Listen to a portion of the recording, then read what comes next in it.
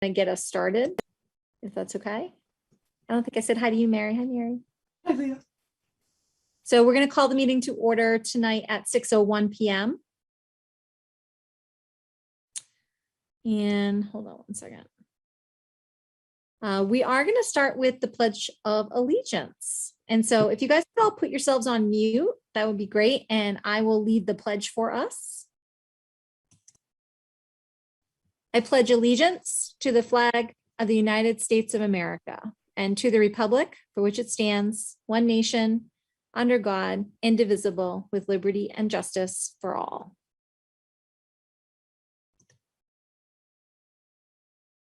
All right, everyone. So we are going to move over to executive session at this time. And can I have a motion to do so, please? I move to go into executive session at 6:02 p.m. pursuant to Massachusetts General Laws, Chapter 30A, Section 21A3, to discuss strategy with respect to litigation. If an open meeting may have a detrimental effect on the litigating position of the public body and the chair so declares regarding the matter of Maria del Rosario versus Nashoba Regional School District, et al., docket number 1885CV01899, and executive session will include Superintendent Downing, Director of Pupil Personnel Services Joan DeAngelis, and District Legal Counsel Attorney Kevin Freitag. Executive session will include the School Committee, Superintendent Downing, Director of Pupil Personnel Services Joan DeAngelis, and District Legal Counsel Attorney Kevin Freitag and Attorney Sasha Gill. School Committee will reconvene to open session at the conclusion of the executive session. And you declare that discussion of strategy with respect to each litigation in an open meeting may have a detrimental effect on the litigating position of the public body. Do I have a second? Second. Thanks, Rich. Madam Chair, Yes. if I can, I don't think both docket numbers were mentioned or both case captions were mentioned. That should be part of your motion. So Kevin, we have two motions and I'm going to take the roll on the first motion and then do the second motion. Is that okay? That's perfect. Thank you. Okay. So let's take the roll, everybody. All in favor of the motion that Mike just read. Steve. Yes. Mary. Yes. Joe. Yes. Brett. Yes. Karen. Yes. Rich. Yes. Amy. Yes. Mike. Yes. Sean. Yes. Myself, yes. Motion passes. And we have another matter for executive session. Michael, I'll let you read that motion next. Sure, I move to go into executive session at 6:04 p.m. pursuant to Massachusetts General Laws, Chapter 30A, Section 21A3, to discuss strategy with respect to litigation if an open meeting may have a detrimental effect on the litigating position of the public body, and the chair so declares regarding the matter of Maria del Rosario versus Nashoba Regional School District and the Bureau of Special Education Appeals, CA number 19-CV-40107TS. Executive session will include the School Committee, Superintendent Downing, Director of Pupil Personnel Services, Joan DeAngelis, and District Legal Counsel, Attorney Kevin Freitag and Attorney Sasha Gill. The School Committee will reconvene to open session at the conclusion of executive session. And I do declare that discussion of strategy with respect to each litigation in an open meeting may have a detrimental effect on the litigating position of the public body. Do I have a second? Second. Thanks, Steve. I'm just going to admit Joan. We'll take the roll at this point. So myself, yes. Steve? Yes. Joe? Yes. Brett? Yes. Mary? Yes. Karen? Yes. Amy? Yes. Mike? Yes. Rich? Yes. And Sean? Yeah. Okay, we are now in executive session. So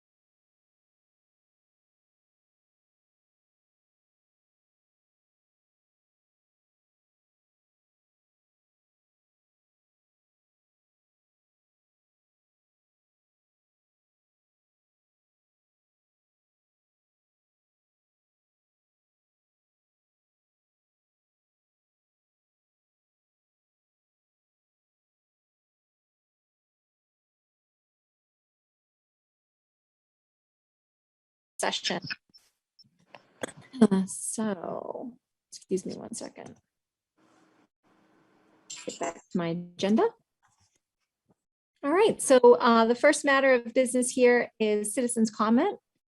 And I do believe that we have one citizen here to comment, Ms. Nowasaki.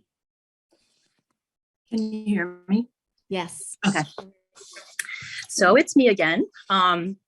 I'm still here regarding the masks and kind of the changes that have been put forth over the past week with Commissioner Riley and pushing the date further. So I still believe that where there is risk, there must be choice. And what concerns me is that the goalposts keep getting pushed over and over again.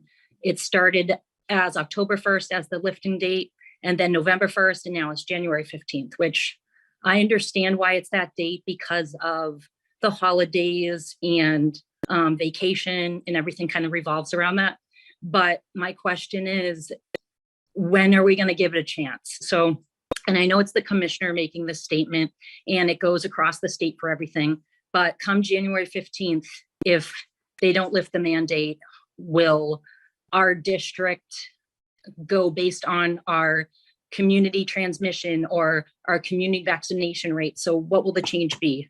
I think it's clear for a lot of parents like myself who are concerned about this, that everything that we need to know about the Massachusetts public school system will kind of be a result of January 15th, because we keep putting our trust in this system. And they, again, the goalposts keep getting pushed and pushed. And my main concern is that that's just going to keep happening. And that's affecting the younger children. And my child is one of those younger children. And I do really think that it affects his learning and everything he's going through right now.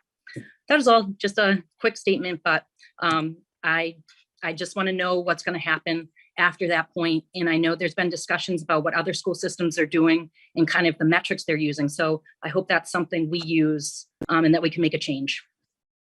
Thank you. Thanks so much for joining us. All right, everyone. So that was the only citizens comment that we have for this evening. We're going to move on to our consent agenda. And I'd like to throw this over to Mr. Horish. Do you have a motion for us? I do. Let's see here. I move to approve the consent agenda of November 3rd, 2021, containing the meeting minutes of October 20th, 2021, and the warrants of November 5th, 2021. Do I have a second? Second. Thanks, Amy. Any discussion? Seeing none, we'll move to the roll. Joe? Yes. Myself, yes. Mary? Yes. Steve? Yes. Mike? Yes. Brett? Yes. Amy? Yes. Rich? Yes. Sean? Yes. And Karen? Yes. I think that was everybody. All right, thank you for that. So our next matter on the agenda is to welcome our student representatives. Yay, we are so excited you guys are here. Thank you so much for your volunteerism. What I'd like to do is give you the mic. I hope you're not terribly intimidated. We are a very friendly crew. And I want to give you the opportunity just to introduce yourself, maybe tell us a little bit about your background so that we can get to know you a little bit. So maybe I'll give it to Sonia first. Hi, my name is Sonia Nicholson. I'm a senior at Nashoba. I've been on student council for all of my time as a student, and I'm involved with some other clubs. Like I'm the president of the Green Team, so I've got a lot on that. And I also am a 3-season varsity runner, so I am involved in the sports. But I hope that's what you're looking for. I love getting involved in things and making voices heard. So, Well, it's really great to have you, Sonia. Thank you so much for joining us. And your partner here, Dan Abbey. Hi, Dan. Why don't you introduce yourself to all of us? Hi, can you guys hear me? Yes. I'm Abbey. I'm a junior at the high school. I've played soccer for all of my years here. I'm really excited to be back in school, obviously, with a remote on and off the past couple of years. It's nice to be back. Fantastic. We're so glad you're here. So again, thank you to both of you. As we go through the agenda, if you all feel like there's a way that you can contribute to the conversation, please don't hesitate to raise your hand to contribute. Or if there is a member who thinks perhaps one of the student leaders would have something to contribute to the conversation, you guys can also kind of give them that opportunity. But to our student leaders, if you feel like the conversation does not need anything added to by the student reps, don't feel compelled to answer. Or you can always say to us, that's a really great question. I'm going to think on that. And maybe my partner and I will come back to you at the next meeting with an answer, right? So don't be afraid to kind of pause and think and come back later. Maybe go collect some information from the student body and bring it back to us. So happy to have you. Any of the other members? Yes, Superintendent Downing. Yes, Madam Chair. I just personally wanted to thank Dan and Sonia for joining us this evening. It's so important for us to understand our students and the student experience, both in the hallways of the high school, but also in the formalities of government. Because as we look at really the backbone of our entire social studies curriculum, kindergarten to 12, civic engagement is the backbone of that curriculum. And so these young students who are with us tonight exemplify being involved civically at a young age. So just want to thank you both, and also thank Dr. Boynton. She shares those values and is really growing a culture of student involvement in terms of decision making and feedback and input in things around school. So thank you to all three of you. I open the floor to anyone else who wants to add, or we can just keep going. All right. So fantastic. So glad to have you guys. So the next matter on our agenda is our superintendent update. And so I'm going to throw it back to you, Kirk. Thank you, Madam Chair. I have unintentionally handicapped myself a little bit today as I left my school committee folder on my conference table. So I pulled up my documents electronically. So just bear with me while I click through my things to get on my screen what I need here. Very good. So Madam Chair, we have a few things to talk about here in the superintendent's update, and then we'll do goals separately as a separate agenda item. I believe it's on the agenda. So as referenced during public speech tonight, the masking mandate from the Department of Elementary and Secondary Education was extended to January 15th of 2022, and I've included the masking mandate memo with the agenda that you could click on and read, or search for it in Google directly from DESE. I will also remind the committee that in that mandate, there is a process of, if you have 80% vaccination rates at your schools, you can appeal to DESE in terms of providing optional masking for those who are vaccinated. And so I've begun to work some circles with my superintendent colleagues to find out where people are in the processes of that. It was reported on the news that Ashland and Hopkinton has moved in that way. What I will say is what they moved into is just turning their application into DESE, and they're currently working in their policy subcommittees on teasing out exactly what that would look like in terms of the practical application. So it's not as simple as just you turn in an application and go. That's a procedural link that you would do. So I will talk more about this at our meeting on the 17th as I'm prepping the application I would submit for Natick High School currently, Nashoba High School. That's the first time I've done that publicly. I apologize, everybody. So for Nashoba High School, we can look at that metric because we are at an 80% vaccination rate at Nashoba High School. So more to come on that on the 17th at our next school committee meeting. At our last meeting, we discussed 2 moves to make, and that was essentially, at the time, we didn't have guidance from DESE, and so we didn't want to be put in a last-minute situation where the guidance changed and we were caught in between school committee meetings without a decision locally. So you all voted to extend the masking mandate, the DESE masking mandate, in the event that the commissioner were to end the mandate. And then you also tabled a request from me to give me the authorization to move off of that masking mandate if we met the metrics of 80% vaccination rate, 70% consent for testing, and endorsement from the Nashoba boards of health. I think wisely, this committee elected to say, let's get more information on that. And so I have been collecting some information over the past couple of weeks. And in that, we met with both Nurse Brooke Gilbecki and I met with Tamara Bedard and Jim Gareffi of the Nashoba boards of health. And we were able to test out some ideas of where that recommendation would come from. I didn't get any solid numbers.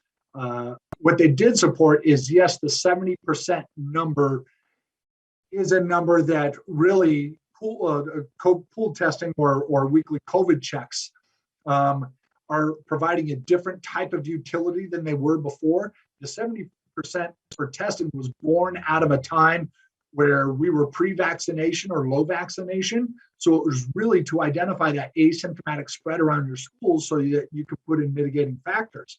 The way the pool testing is being utilized now is really to help and understand, particularly for those that are unvaccinated, and identify and find cases in that way. So there's no hard and fast rule on the consent for testing. At least that's what my folks at Nashoba board of health shared with me. I've also been reaching out to other colleagues and some things. I've seen some recommendations go out to communities. Community not far from me is the town of Medway, that again would come forward with 80% vaccination as a requirement and 50% consent in their weekly COVID testing. They were also able to work with the boards of health around looking at community spread percentages and in-school positive case percentages, and putting metrics of percent and 2% respectfully down to that. In talking with our Nashoba boards of health, they asked that I get that for them. So I'm going to send that off to them so they can kind of shop it around their towns to get a sense from the towns of where we are with that. And I think that would be a wise thing for us to do. So I want to prep the fields, if you will, for that moment when we can make a decision to pull back on some of those restrictions, scaffold them back in a responsible way to get to a point that I think we all hope for one day. So moving on from that, so that being said, you saw on the agenda tonight that there is no action required on the second item I was requesting action on last week, because I think this is going to deserve some more time to vet out some of the models and give our Nashoba boards of health an opportunity to test some of those ideas. That being said, we know right now that the virus, it's unpredictable in terms of the pockets of how it's going to pop up. And we had cases pop up in both Stowe and Bolton this week. And so we are managing those cases. And what we did learn is that our COVID testing, our test and stay program, was able to help us find a collection of asymptomatic cases that we otherwise would not have been able to find.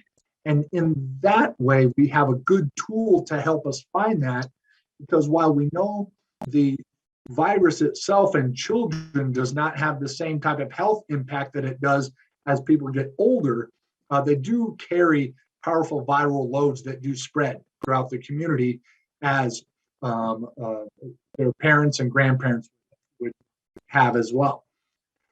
So to that effect, I have a couple of pieces I want to share with the committee tonight that I've learned this week on this agenda item that I think are exciting pieces. One is the obvious piece that we should all know by now, and that is vaccinations are available for 5 to 11-year-olds. And so families have the option of taking their children to any clinics. I know CVS and Walgreens are building their appointments to begin on Saturday and Sunday this week. We're also excited to say that the Nashoba Boards of Health reached out to Nurse Gobecki again, and they have mentioned to us that we've been such good partners and have communicated with them so well on the cases we've had in the district to get their guidance on our steps. They are going to host their very first vaccination clinic for 5 to 11-year-olds at Nashoba High School on Friday, November 12th. And I should receive a flyer on that information some point tomorrow afternoon. That's being crafted, and that'll be included in my weekly update to families this Friday. But I couldn't be happier that they wanted to start here in Nashoba and host that clinic. And 3 weeks later, they will host a second clinic for the follow-up opportunity. So that's good news for us. And the last item that's new that I learned about at 2 o'clock today, Madam Chair, and the full committee, is that we are finally have a team of people ready to start our weekly COVID testing. And so there's going to be a meeting on Friday morning to work out the logistics. It is our hope that that is going to begin on Tuesday at Nashoba High School. And then we can begin our plan of moving it to the middle school and elementary schools as quickly as possible as we work out the bugs. So that being said, I think I'll move on out of sort of that update on where we are related to COVID-19 and our mitigation strategies. And just report back that I did have my most recent community meeting at Florence Sawyer School in Bolton, and it was a fruitful meeting, and I certainly learned a lot from that group of people. It became clear to me at that meeting that having a meeting at Nashoba High School on November 10th at 7 p.m. is really going to be important. And I'm going to frame it up as I want to use this meeting to really be high school centric. My first 3 meetings have been district wide and getting that scope. And I just think it's so important, particularly in the feasibility phase that we're in, and using this workshop to really kind of tune into the high school experience that our families have and their students have is going to be really important. And to that note, next week I'll have my planning sessions with the building principals on my daily visits to schools, where we will be planning our student sessions for my entry plan as well as my faculty sessions. So just keeping you up to date on the various forums that I'm having regarding entry. And with that, I think I will turn it over to Dr. McGuire to provide for you the teaching and learning report. Thank you, Superintendent. Good evening, everyone. Just want to report out from the Teaching and Learning Department what's been going on over the past couple of weeks. First, to report out on the early release day that we held on Friday, October 22nd. All Nashoba faculty participated in their second building-based early release day, focused on PD in the district. In each of our buildings, we continued with our social emotional train the trainer program, which will now transfer to all of our faculty in the next 4 early release professional development days over the course of the rest of the year. We look forward to bringing these social emotional core competencies and strategies to all of our teachers for implementation into our classrooms. This will be part of the culmination of our work over the past several years, participating in several grant opportunities and professional development opportunities, such as the S3 Academy and the Excel grant. From there, we're going to be equipping teachers and students with essential skills and methods for social emotional learning in all of our classrooms. Additionally, buildings also participated in exploring the core competencies with CASEL, which we know is the Collaborative for Academic and Social Emotional Learning. Department-based visioning took place at the high school. MCAS review and unit design around the acceleration roadmap put out by DESE over the summer also took place. It was a very busy day and a very productive afternoon, and we'll look forward to our next early release day, which will be in December. I want to announce that we will have a digital safety and literacy evening on November 16th, 2021. In collaboration with all of our K-8 building principals. We'll host that evening at the Florence Sawyer Library at 6 p.m. It is geared towards K-8, but all people are invited to that digital literacy evening. Parents and students, the evening is geared towards our K-8 learners to help provide parents with strategies for accessing appropriate content, resources for online learning. We'll also update and inform parents on the applications we now allow in the district with our Google Suite, which coincides with the new changes that took place this year. We sent out a memo to all of our community about 3 weeks ago on those changes. As in the past, we'll provide parents, students with updates on digital platforms in the district, digital safety, and resources for parents for online safety and learning. The evening will be interactive and provide opportunities for questions and answers around digital learning, literacy, and safety. The Teaching and Learning Department also sent out a digital media survey to all of our community members that went out today so that we can get a variety of information from parents and guardians on how parents are working with students on digital habits and devices in the home to help inform some of our work. And then finally, just an update on the learning liaisons that we've brought into the district this year as a way to support any of our learners who might be out due to an extended absence as a result of COVID. The district has hired several learning liaisons for some of our buildings to support students who are at home and able to work remotely. As we know that there is no technical remote learning going on this year, but we certainly wanted to support all of our students who might be out due to an extended absence due to COVID with personalized learning opportunities. These liaisons are able to meet with teachers. They're acquiring assignments and then meeting synchronously with these students to support their learning one-on-one. These liaisons have been able to help inside of our buildings as additional support to our staff and administration as well. They can often help with class coverage, assign duties, and providing more hands-on personalized support in each of our buildings and for any of our students who are outside of the building. They've proven tremendously helpful this year in keeping students personally engaged in the learning process when they have been out due to COVID. And that is the Teaching and Learning Report. Thank you. I would like to leverage that moment from Dr. McGuire to emphasize for the committee, but also to our folks that are out there, because I've had this question come in front of me and I've met with some parents recently on it that have wondered about a remote option for school. I just want to reiterate, we cannot offer remote schooling. Remote schooling was only allowed during a time of emergency order as declared by the governor, and that emergency order was lifted. Once the emergency order was lifted, the guidance for remote learning and hybrid learning disappeared. And we are then bound to what is in Mass General Law for time on learning minutes of in-person school. And the only remote options that are available in the state currently are Tekka School and Greenfield School, which are two schools that you would have to unenroll from the school system to enroll as a student in those online schools. So I just want to use this moment as an opportunity to refresh that and reset for folks out there in the community that may be having that wonder. Thanks so much, guys. Great report. I wonder if there are any questions. I feel like, Sean, you might have thrown something in the chat.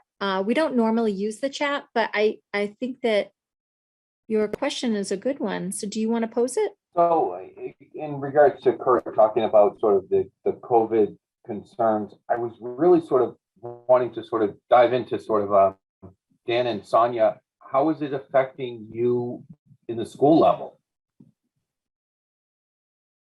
And so Dan or Sonia, if there's anything that you want to perhaps provide us with your insight as a student who is currently wearing a mask all day and experiencing those COVID mitigation strategies, please feel free to enlighten us. Yeah, Dan, you can chime in whenever you want, but we were talking mostly it's like pretty comfortable. We're all like kind of trained with our masks now.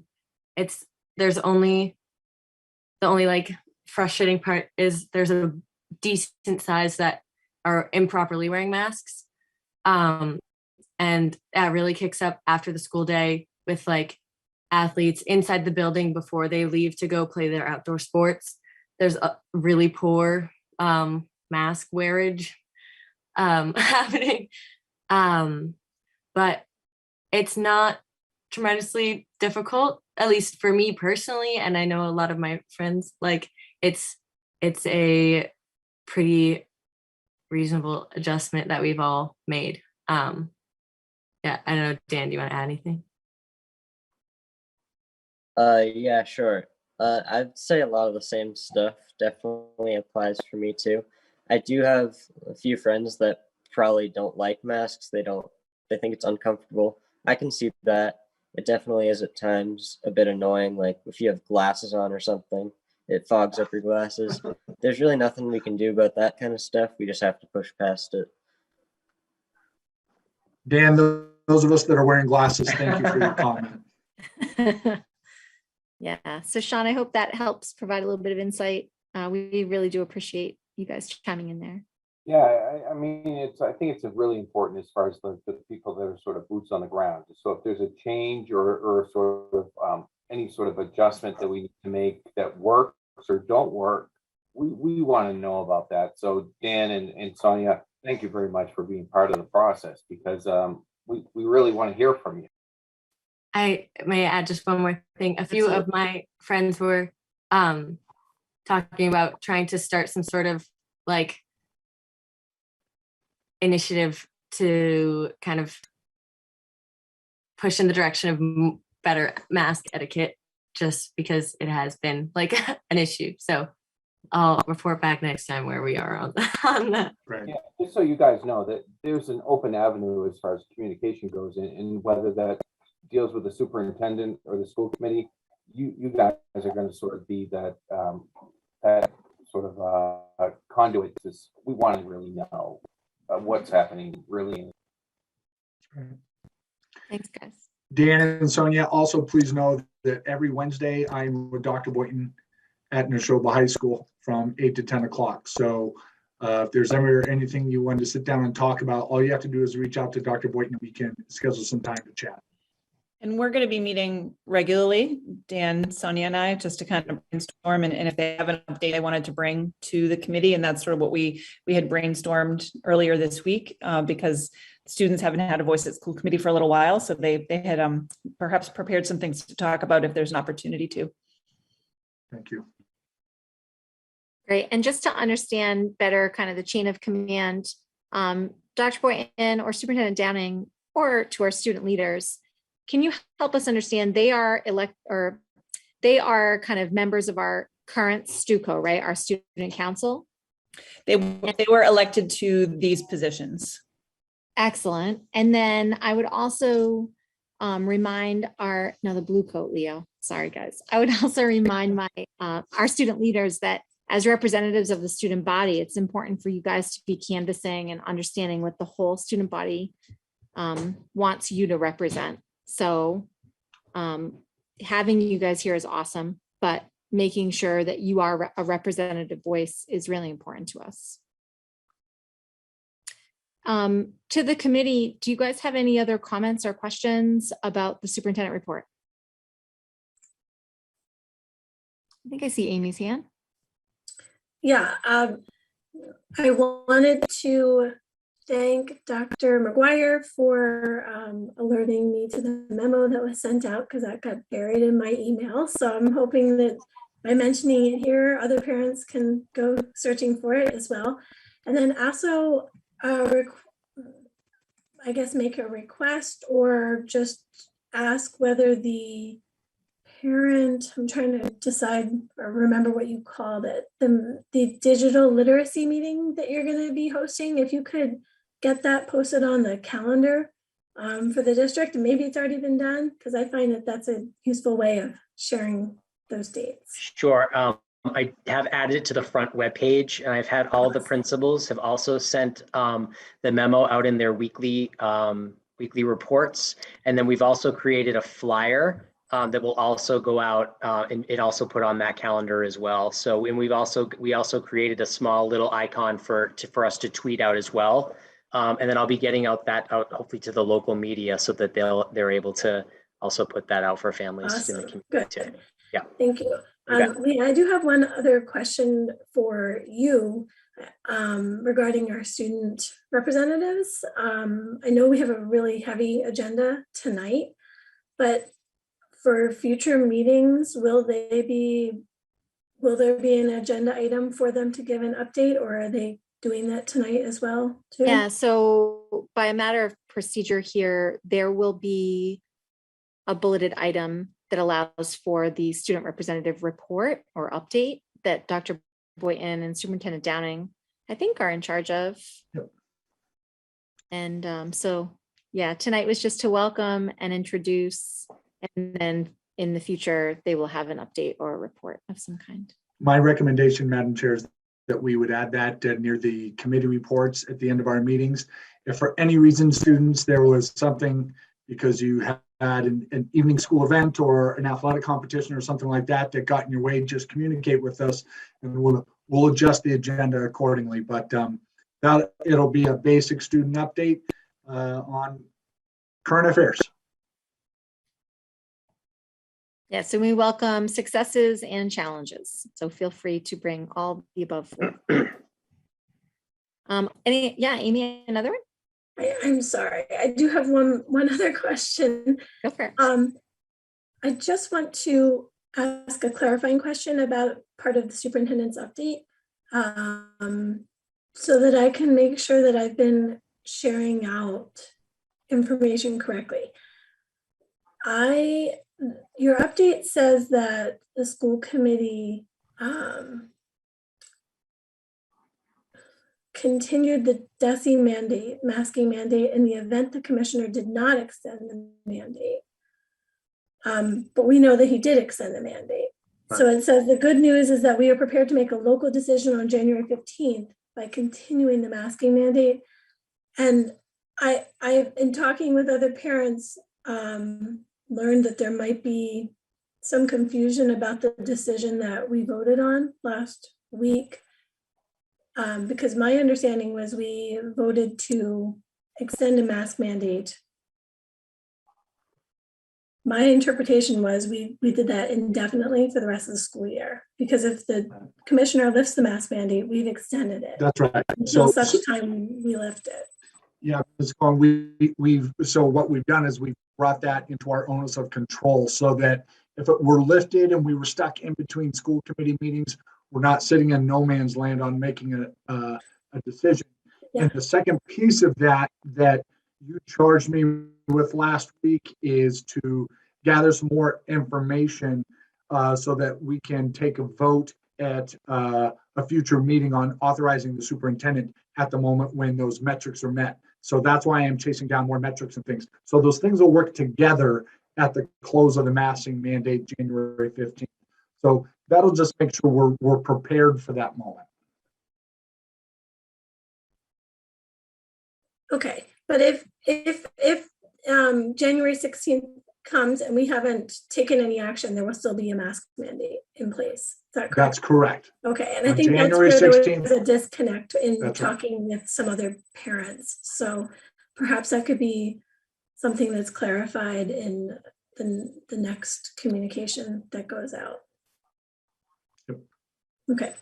Thanks, Amy. I see Karen's hand, her golden hand. I just want to, first of all, I am thrilled to see that we have learning liaisons. I know that in districts that don't have that, it is incredibly difficult for teachers to manage students that are out and coming up with plans for them. So I think it's a fantastic idea.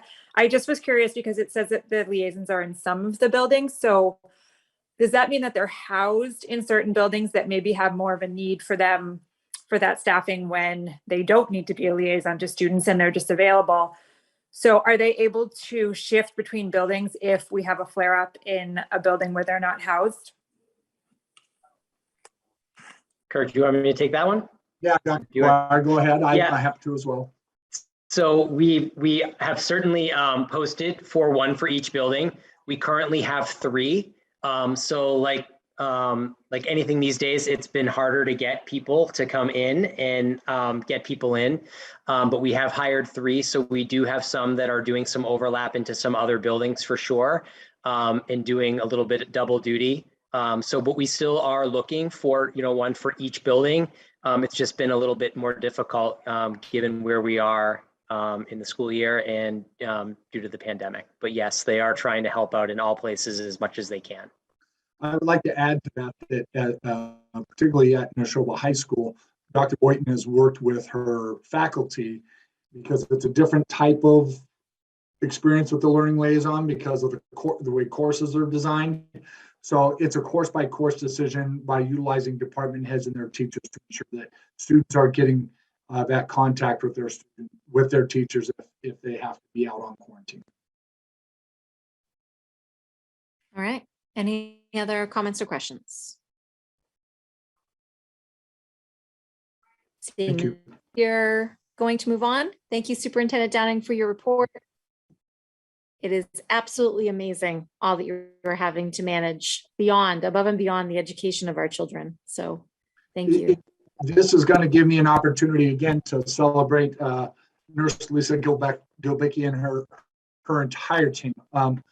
I have to tell you all, they have been on skates, doing everything they can to do everything we can for students. And I just can't thank them enough. We were able to, on the early release last Friday, Becky was able to host a luncheon for those nurses for their meeting to both thank them, but also do the planning that they have to do on a regular basis. So I know she goes into her evenings and weekends doing all the reporting of the data that goes to the Nashoba boards of health and to the state. So the day does not end when the students go home. That is for certain. There's a lot of administrative work that has to be done. So just as a community, we cannot celebrate enough how hard our nurses are working so that our students and teachers can do the work that they need to do. So thank you. Lisa must have dropped her cape off at the dry cleaner today. So, all right. So moving on, guys, we're going to head over to new business. And I would like to celebrate that we are 7 minutes ahead of schedule. And I am going to turn my attention to Ms. Masterson. She has something perhaps queued up for us here. And maybe Superintendent Downing, you would like, or maybe Dr. Boynton, you would like to speak to our wolf mascot video. Dr. Boynton, please. I would love to, and I would love for Dan and Sonia to jump in as well. So our broadcast journalism class put this together. Our spirit captains have been kind of hard at work drumming up spirit this fall and taking pictures and videos around the school and at various sporting events, football games, our senior sunrise event. And our broadcast journalism class put this together. It weaves in a little bit of the wolf, but also just some other kind of happenings at Nashoba. Dan and Sonia, I don't know, did you have an opportunity to watch it? I think I sent it earlier today. Yes, feel free, Ms. Masterson, feel free to show it, and then we can chat.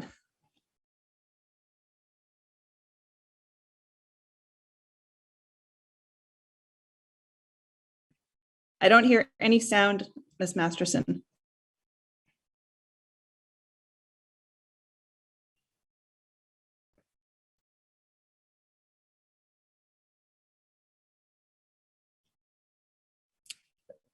Alita, is there any sound?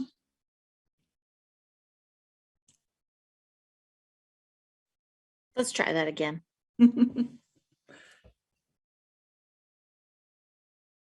Just builds the suspense. Chairwoman Viverito? Yes, sir. There's trouble with the sound. The Alita, maybe when she shares a checkbox to make sure you share the system sound so that the video sound goes onto the Zoom.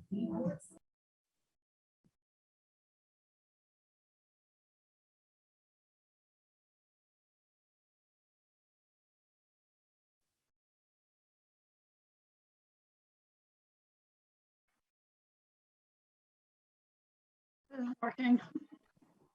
Yeah, I think we had a problem with this. Want me to give it a last try from my end? I have it queued up as well. If you can, Todd. Okay. Yeah, Let's see the if it will sound box is in the bottom left-hand corner Yeah. of when you share the screen. Got it. Let me see if it works on my end here. This is when being 7 minutes ahead of schedule really takes over. My absolute favorite part of this school year so far is having students in the building. Started from the beginning here. Here you go.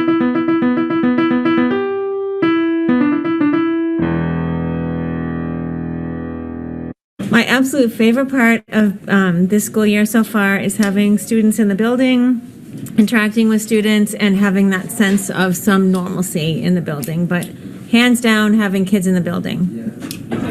Go Wolves! Woo! Go Wolves! Woo! Go Wolves!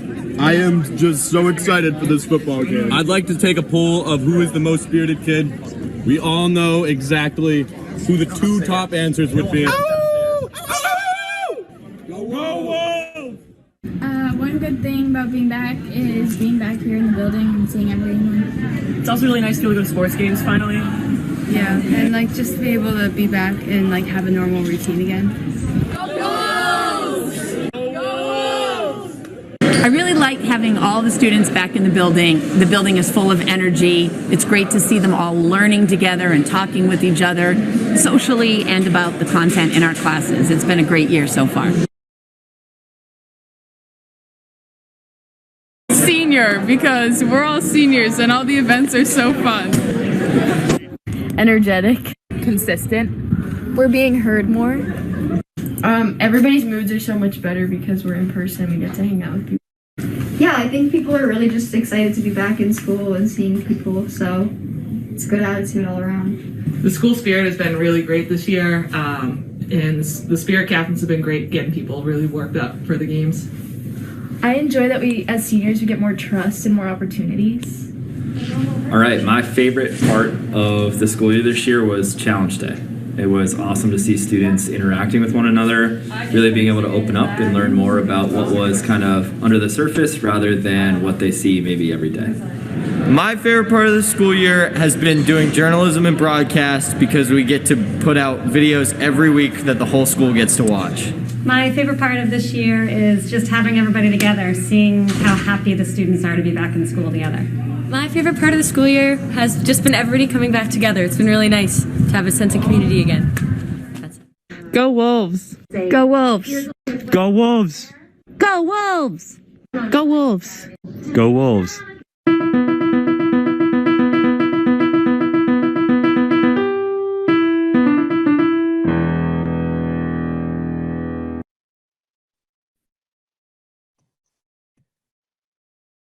And we're back. That was great. Thanks, Todd. You're welcome. Thanks, Dr. McGuire. Video was a little choppy on the display. When I showed it to Superintendent Downing this morning, I hot off the presses. It was a smooth, sort of a smooth airing on my computer. So definitely take a look on your own computers and with the link. And I don't know, Sonia and Dan, do you want to kind of add to some of the energy that was shared from the? Definitely. There's such a bigger wave of school spirit than there was behind our previous mascot. There was a lot of hesitation to just get involved with that. But now that everyone can kind of get together behind this appropriative mascot, it's really nice. And it's really fun to see everybody getting into it. And yeah, that's what I got. I totally agree. I think that it's been great seeing a lot of nice school spirit, like the new shirts and merchandise we have at the school store. We also have school spirit days and Spirit Week. That was great. We had great showing on that. That was awesome to see how many people actually expressed their school spirit. It was nice.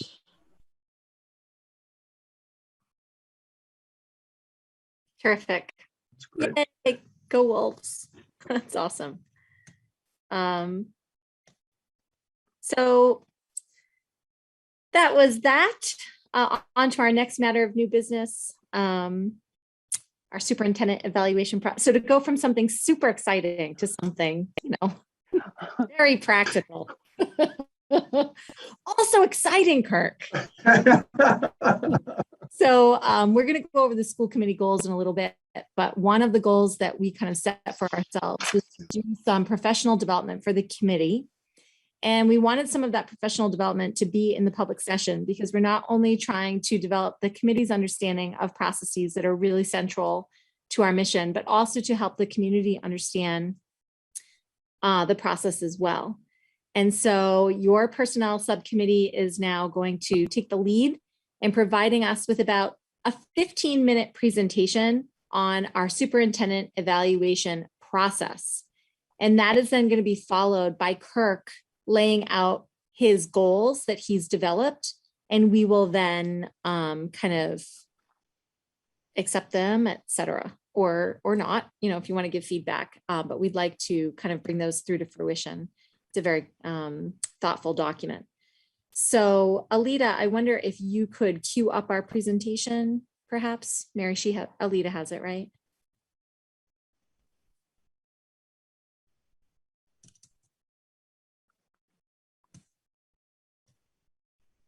Excellent.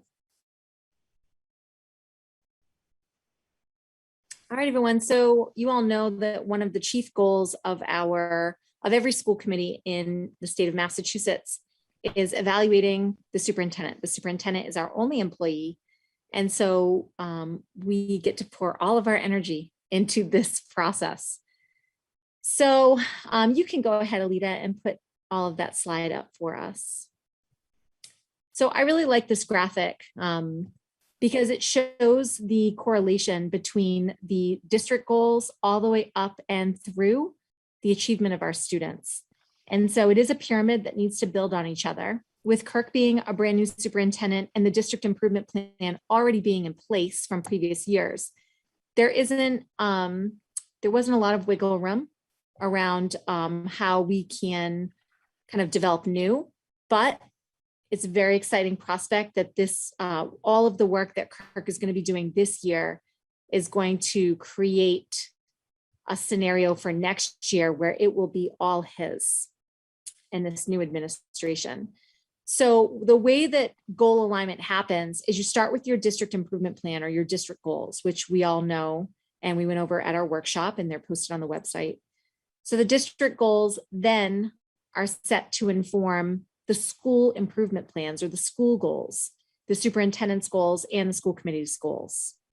Then our superintendent takes that and helps administrators around the district set their goals, all of which building upon the district goals.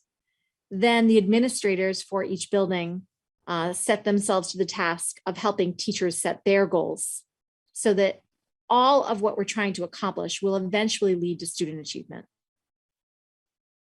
Go ahead, Alita. So superintendent evaluation has 3 key components, and Mary is going to talk to you about each one of these. So there is a 5-step cycle that we're going to talk about.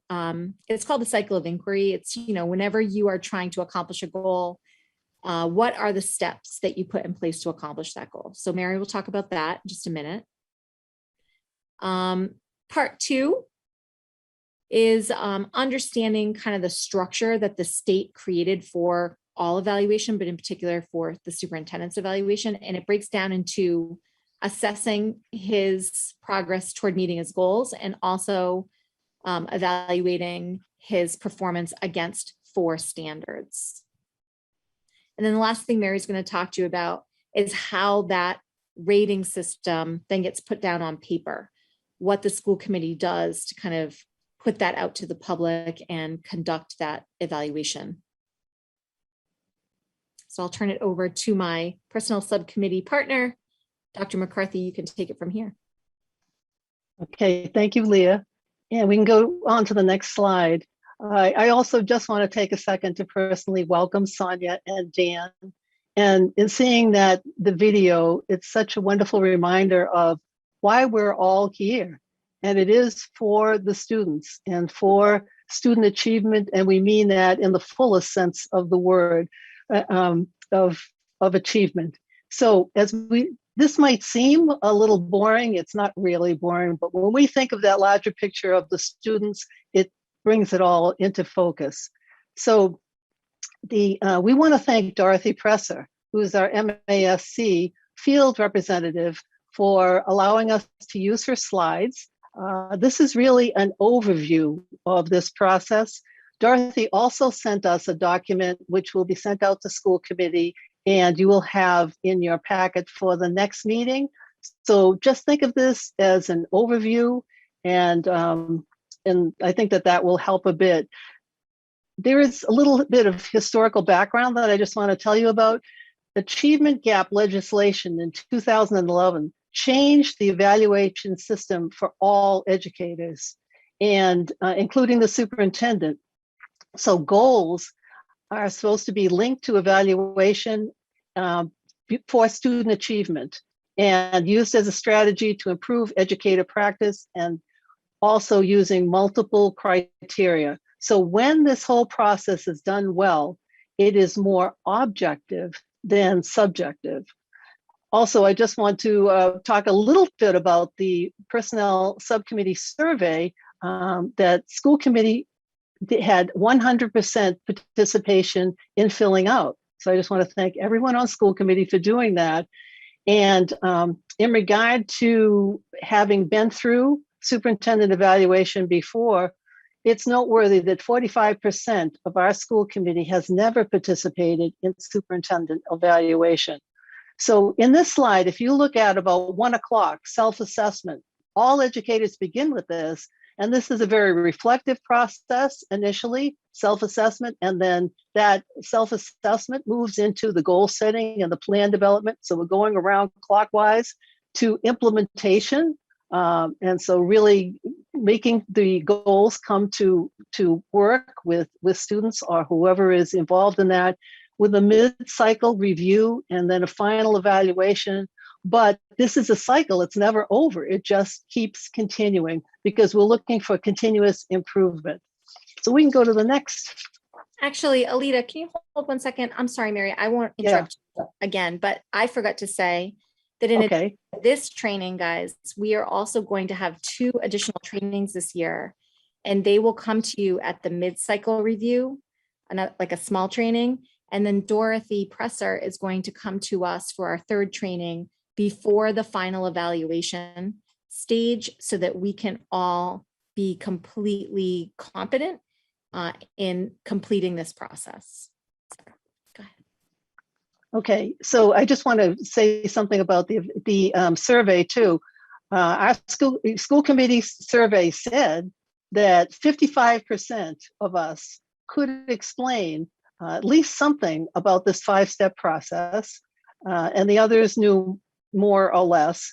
And also, let me see, 45.5% could talk about their level of knowing the difference between all other educators and the superintendent in terms of evaluation.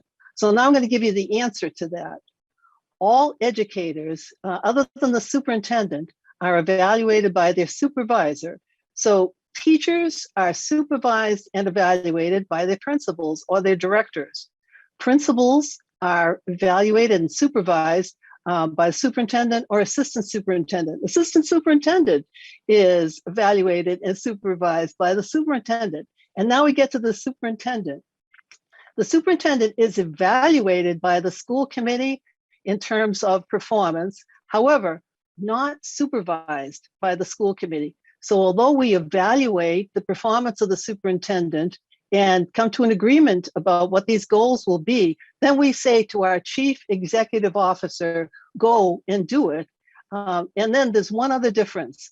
Only the superintendent of schools has the privilege, some might say, of being evaluated in public session. No other educator gets to have public session. So we can go on to the next one. Next slide.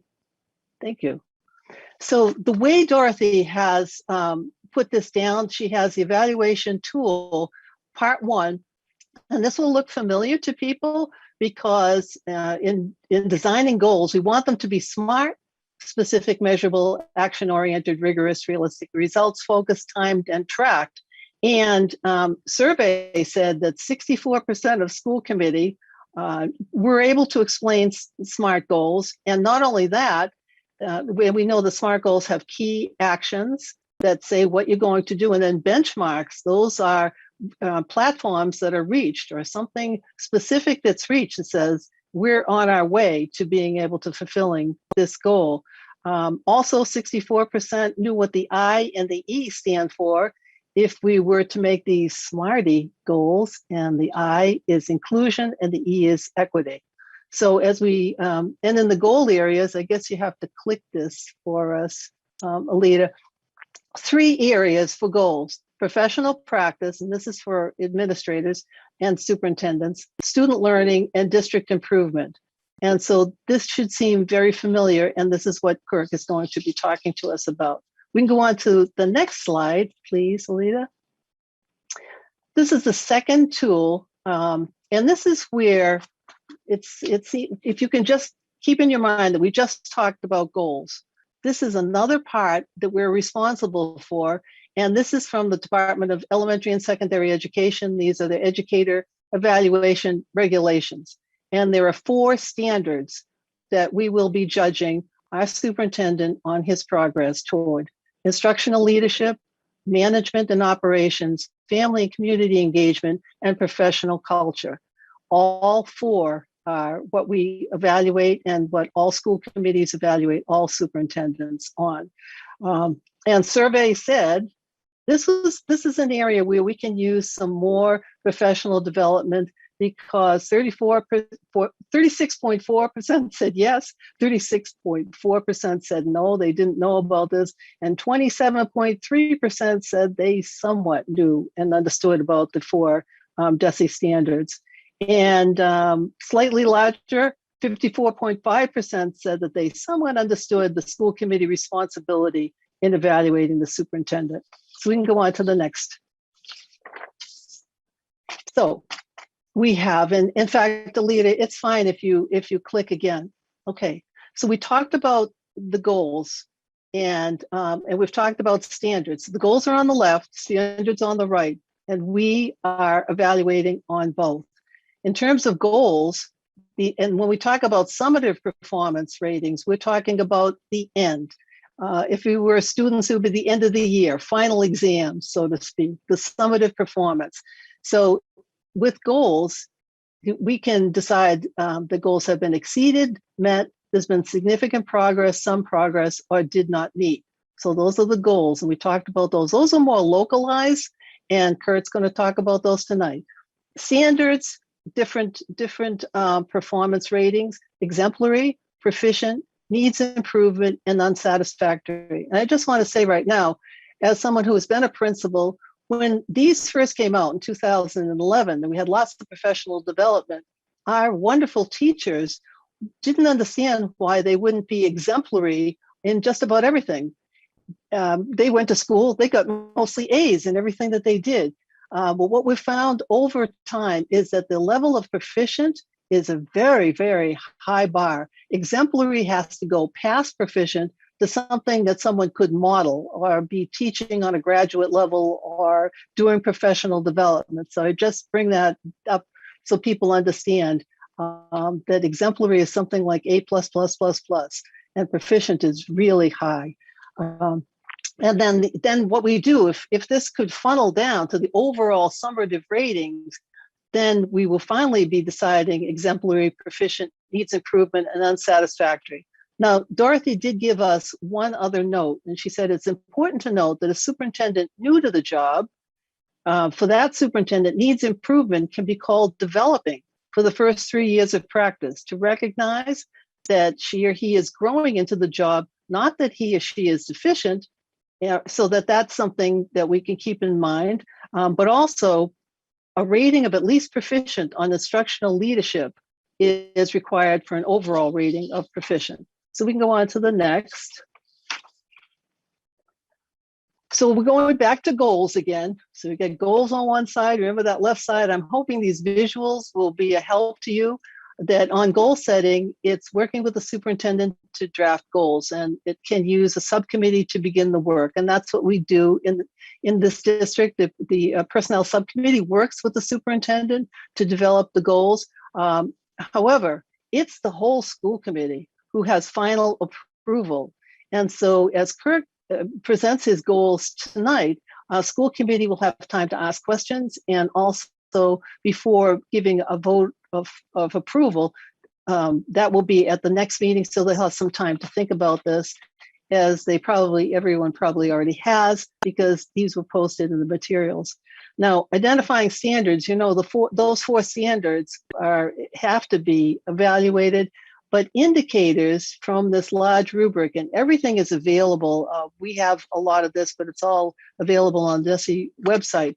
All told, from all those 4 standards, there are 39 indicators. Well, certainly we wouldn't be discussing or trying to evaluate on 39 indicators, and we're going to talk about that in a minute. But I also want to point out that the onus here is on our superintendent to provide evidence, to point out evidence demonstrating proficiency and progress. Not so much ours to have to dig too deeply and find the evidence, but on the superintendent to provide us with the evidence. Okay, we can go to the next one. So in fact, DESE, and this was last year as well as this year, DESE, instead of 39, and hopefully nobody would ever try to have 39 indicators, but has come up with the 6 indicators that during COVID are considered the high priority practices for teaching and learning. So 1A is curriculum indicator, 1B instruction indicator, 2A environment indicator, 2B human resources development and management indicator, and 3C communication indicator, 4B cultural proficiency indicator. So we can go on to the next. So formative assessment, and most of you, let me see, we had a high number, 64% understood about formative assessment. And formative assessment is usually at the mid-cycle, and this is less formal than the summative, which is at the very end. This is a check-in where the superintendent would give a report, and it doesn't even have to be a formal written process. And we would, as school committee, be checking in, asking questions, giving feedback, and sometimes with what happens in life, having to realign or refocus some of the goals. And we will, as Leah had said, school committee, don't worry too much, because we will have more professional development for you right before the formative assessment. And then the last slide, Alita. This is the summative evaluation at the end. And this is where it gets a little bit more complex because everything comes together. However, then Dorothy Presser, we'll bring in Dorothy for the professional development, as she'll talk about the fact that each one of us as a school committee member will complete an individual evaluation. Looking at the superintendent self-assessment, we're looking at evidence of progress, proficiency, and what forms we use to complete it.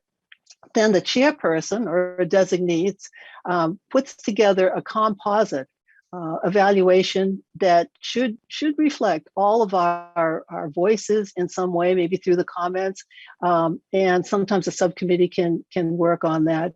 And we would discuss the procedure for preparation. And then this would be at this meeting, which would be in May. That would be when Kirk would give his final presentation, and we would do our evaluation, and it would be voted on by the full committee at a public meeting. So that, I think, is about it. Yeah. So that's, if it seems a lot, just very honestly, it is a lot. And we will be here to help you, but also our Superintendent Downing, is going to lead you through this too. And rather than feeling overwhelmed by this, I hope school committee, the more lucid we can make this, and the more the evidence is presented and we understand the goals and we start to understand those standards, this will become more and more objective rather than subjective. And that's what we want. This should, at the end, this shouldn't be like writing some kind of a thesis that the school committee has to do, trying to pull everything together. By the mid-cycle time, the formative assessment, we should have a good idea. And by the summative time, we should have a really good idea of, what has been able to be accomplished in terms of the superintendent, which means it's the work of the whole district. So I don't know if we have, how do we do on time? I think we did. Okay. Thank you, Okay. Mary. You're welcome. Folks, do you have, so just to be clear, the formative assessment is scheduled right now.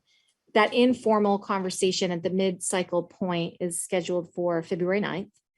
And the summative evaluation right now is scheduled to be voted upon and accepted at the May 4th meeting.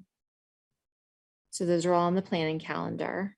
That is by design, although the school year is not over and Kirk's work is certainly not over on May 4th. The school committee's terms are, and so we wanted the evaluation to be conducted by this committee, and therefore May 4th is the date we set.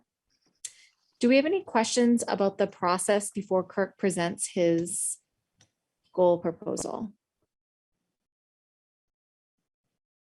All right. Mary, you are just such a great teacher. No questions? Thank you for that. So Superintendent Downing, I think now is the time to turn it over to you and you can help us understand your ambitious plan for the year. Thank you, Madam Chair, and thank you, Dr. McCarthy, for that comprehensive work. And I want to thank the both of you and the work that we've been doing in the Personnel Subcommittee in preparation for tonight. So thank you both. So this is my first experience of having my work evaluated and presented publicly. So yay for me, right? In doing so, you have a document that was provided in your materials this week on the superintendent's goals. And I just want to take a quick moment to explain that document a little bit. I have a statement up at the beginning that is essentially an introduction to the piece. And then you'll see the three goals of the professional practice goal, the student learning goal, and the district goal. I've also included below that the 39 standards, 39 elements indicators over the 4 standards that Dr. McCarthy was referring to earlier. I added that to the bottom of this goals document as a reference tool for you, just so you understood the comprehensiveness of all the indicators that go into the superintendent evaluation.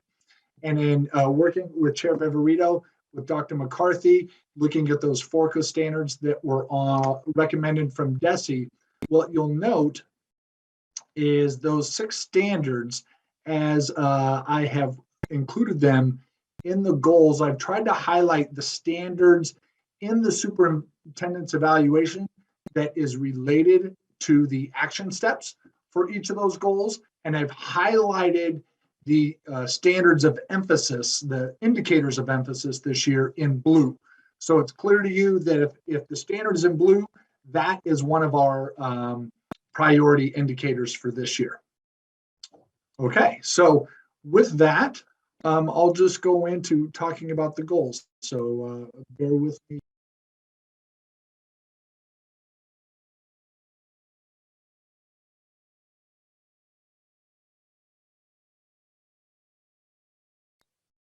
Okay.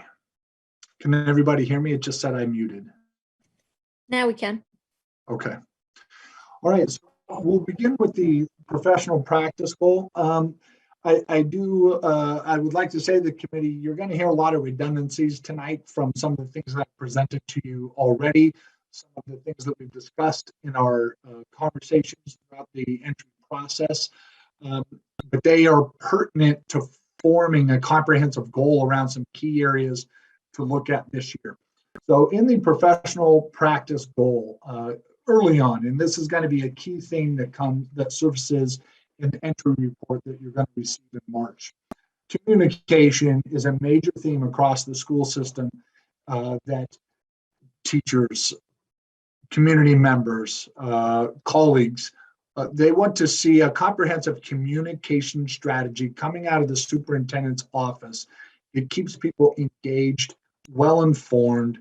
We often talk about the question of transparency in relation to making sure people have the information they need. So this goal is to create a comprehensive communication strategy to inform and actively engage the community on issues related to school district initiatives, governance, budget, and policy. So what you'll see here is in the strategies and action steps, there are really some pretty basic types of steps in communications that are important. Sending out the weekly community email, for instance, that is an example of really, in terms of an action step, it's a simple action step. I do have to tell you the yield of that action step has been tremendous. I've received feedback across all three communities that they're appreciative of the communications that are going out on a regular basis to engage our community. But it sets up opportunities for us to do some of these other things. So we need to look at aligning and archive digital communications in all schools by creating a consolidated email repository with links to each school. There'll be some website links that are involved to that, but I think we need to be thinking about how do we take Hales, Centers, Florence Sawyer, Luther Burbank, Mary Rowlandson, the high school, gather them into a common communication channel so that one communication can go out to the school system and you can just select the one that is most pertinent to you. And there are some strategies that I've engaged with of a professional that I know that's a communication professional in my former school district that has some strategies on helping with this. But it can link back to our websites, archive them there so that you don't have to always go searching through your email, maybe to find something that was a couple months back. You could just go to the repository where those would be. We need to look at our web design and the web page. I know that Ms. Cohn in particular is excited about this, so I look forward to working with her around being a representative. I hope she'll agree to be a representative on our web design committee that we're going to be forming to redesign the website according to the templates that are provided to us in the midpoint of our current contract. I want to explore the use of SMS texting for timely communication so they get people communications to people's phones as they have in their hand. That's a very useful tool that people have requested. Tied to the entry process is the series of parent forums that are collecting information on important issues, surveying families to gather their feedback. You've seen some examples with that in terms of our ESSER grant planning, in terms of our re-entry planning. We'll continue to do those as we walk through our processes. And then hosting those parent meetings by appointment. And I hosted some today as people have reached out to talk about the particular issue that is on their mind across all the various elements that are involved in school and work life. So the goal there is, and Ms. Masterson can attest to this, when I first came in asking me about how often the community actually comes into the central office, sits down with the superintendent, and she helped me see that that's actually something that we can grow upon, because I don't want the superintendent's office to be viewed as that office high on the hill at the top of the tower of which very few ever see. I want it to be an engaging place where our community can come in, sit down, we can have a cup of coffee and discuss what are the challenges that we're meeting about today, and can we find some mutually agreeable solutions. So looking at multiple angles in communication around how to develop some habits of mind that are going to carry far beyond this year, laying the groundwork of expectations for what communications from the superintendent's office should look like for the future. The second goal is the student learning goal.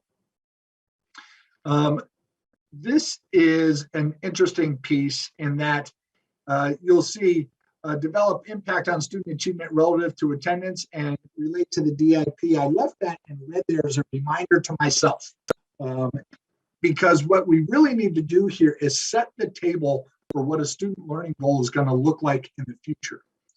And so what's difficult to assess right now, particularly coming out of hybrid and remote learning, is understanding where are we with the baseline of learning and what are the metrics that I can examine and use and utilize in order to show you this is what the growth of our students looks like over time, over the course of the year in the school system. One metric that really we're bound to is the MCAS metric, but I don't think MCAS tells the story of the student experience and really gets granularly involved in understanding individual students. So I want to come back to a moment that we had last spring throughout the interview process and throughout your deliberations for a superintendent. It was clear the conversation that we had around looking at literacy, looking at mathematics as core foundational skills, and the notion of having quality benchmark assessments that progress through the grades with benchmarks along the way and presented in a digital data dashboard format is something that interested this committee. It's something that interested this community. And it's really the basis for building response to intervention models, multi-tiered systems of support, supplying all of our educators and our families with the data to understand how students are progressing in those key identified skills and standards. That should be coupled along with the evidence that's in the classroom to understand the student, but we can't do that until we have that spine of an assessment system throughout the district in literacy and math, which we can build upon. So Dr. McGuire right now is working on working with some vendors on looking at what our data dashboard could look like, and a benchmark assessments and data dashboard could look like for the future. We recently had a presentation and training from Renaissance Learning, and we know that we're piloting a couple of the Renaissance Learning tools in the Lancaster schools, grade K to 8 this year. And those principals are going to be coming back and giving us some feedback on the utility of those measures. Because what we need to get into is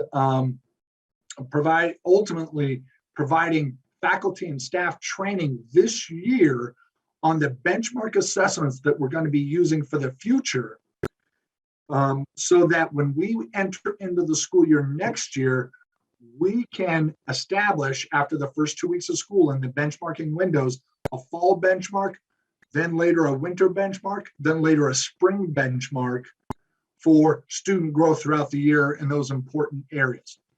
This year, and the student learning goal really has to focus on setting the table.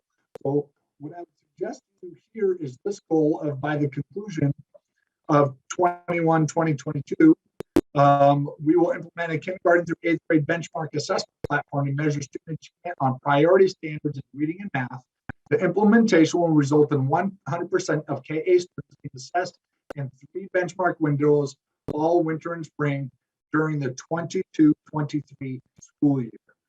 So that when we come back next year, I can write the student learning goal to saying we're ready to implement, and we are targeting a growth trajectory that we expect all students K to 8 to perform, so that I can then come back to the committee and say, this is how our groups and subgroups performed against that goal trajectory that we set at the beginning of the year.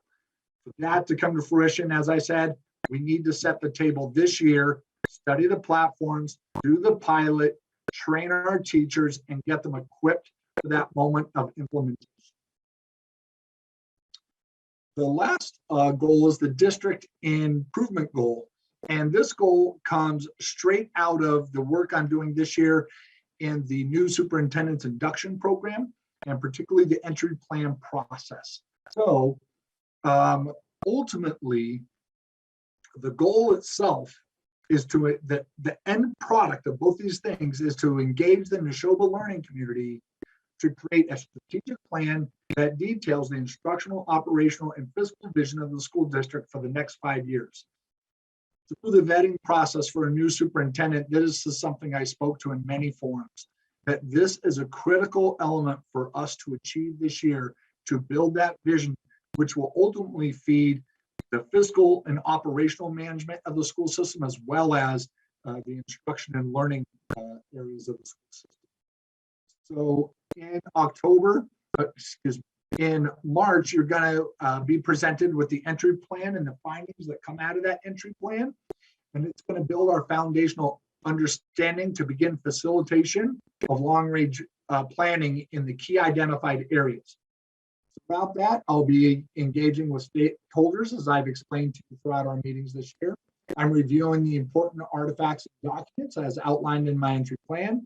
We're observing schools and classrooms. I am schools at least 3 days a week, and we've developed a schedule now to where, barring any other interruption or conflict that arises in my schedule, I will have a chance to be in every school every week. So that process begins actually on Monday.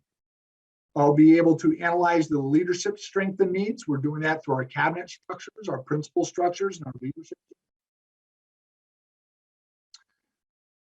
And then from those things, we're going to be able to conduct a multi-day strategic planning conference with a cross-section of stakeholders in the community. Something to be clear about, because there may be a question for those of you that are tuned in to the building committee meetings. This is different than the strategic planning vision team for a new high school. That is a bucket that is very specific to the feasibility process. I am talking about a pre-K to 12 cross-section of educators and families, along with local business leaders, along with government officials, participating in what is the common vision we have for our school system and what are the steps we need to take. That's ultimately going to be the backbone of how we make fiscal decisions every year through the budget process, so that we can point to the levers of why we're making decisions fiscally to support certain initiatives, or perhaps let other initiatives fade away or leave us. So, but void of having a strategic plan backing that, we're left on a year-to-year basis crafting the rationale for the decisions that we make. And I think taking a long-term approach is going to provide some transparency. It's going to provide engagement, and it provides a foundational rationale for those future decisions. So an important part of that process is in evaluation. So I am working very closely with Dr. McGuire right now, as Dr. McGuire is working with principals and teams around the teacher evaluation process. I am doing the same for my leadership cabinet team and the principal team, so that to the first slide that Chair Viverito posted earlier shows how the superintendent's goals will then lead to the development of the goals throughout the system that ultimately trickle into the classroom. I can't express how important that is. And it gives me the opportunity to say, here we are November 3rd talking about the superintendent's goals. It's really our vision to advance this process all the way up into August, so that at the leadership retreat in August, I can move forward with my principals and present to them my goals at that time, having vetted them through this committee in a way to keep up the system for the school year, to build that alignment that Chair Viverito pointed to. So I hope I wasn't too verbose, Madam Chair, in my explanation of the goal, but at this point, I'll take any questions. Thanks so much, Kirk. That was terrific. Obviously, like I said earlier, Kirk has a very ambitious plan with his goals and trying to meet all the standards, those power standards as well. So do you guys have any questions, clarifying or probing questions for Kirk? Mary, I think you illuminated the fact that we're going to be voting on this at the next school committee meeting. Go ahead, Amy. First of all, I want to thank the Personnel Subcommittee for the professional development piece leading up to this, and for all the work that you guys have put into these goals, along with the superintendent. It is a really ambitious plan, and you can tell that there's been a lot of time and energy and good intent. My questions, I have more than one, but my first one is really, how the goals that the communication subcommittee has put together feed into the goals that the superintendent is developing for his first goal, which is focused on communication. And maybe this will become, I think there's a lot of alignment, but it occurred to me that we kind of brainstormed on our goal, and it hasn't been shared out with the superintendent yet. So perhaps that could be something that is the school committee taking a vote on the goals tonight? At the next meeting, we're going to vote on Kirk's goals, but we're going to vote on our goals tonight. Yeah, so maybe it's just worth making sure that the goals that are adopted by the subcommittees are incorporated into the superintendent's goals where there's overlap. And then Amy, before you go forward, Kirk, do you want to respond to that at all, or? Yeah. Yeah. On that point, I will certainly accept your feedback and add another action step to that.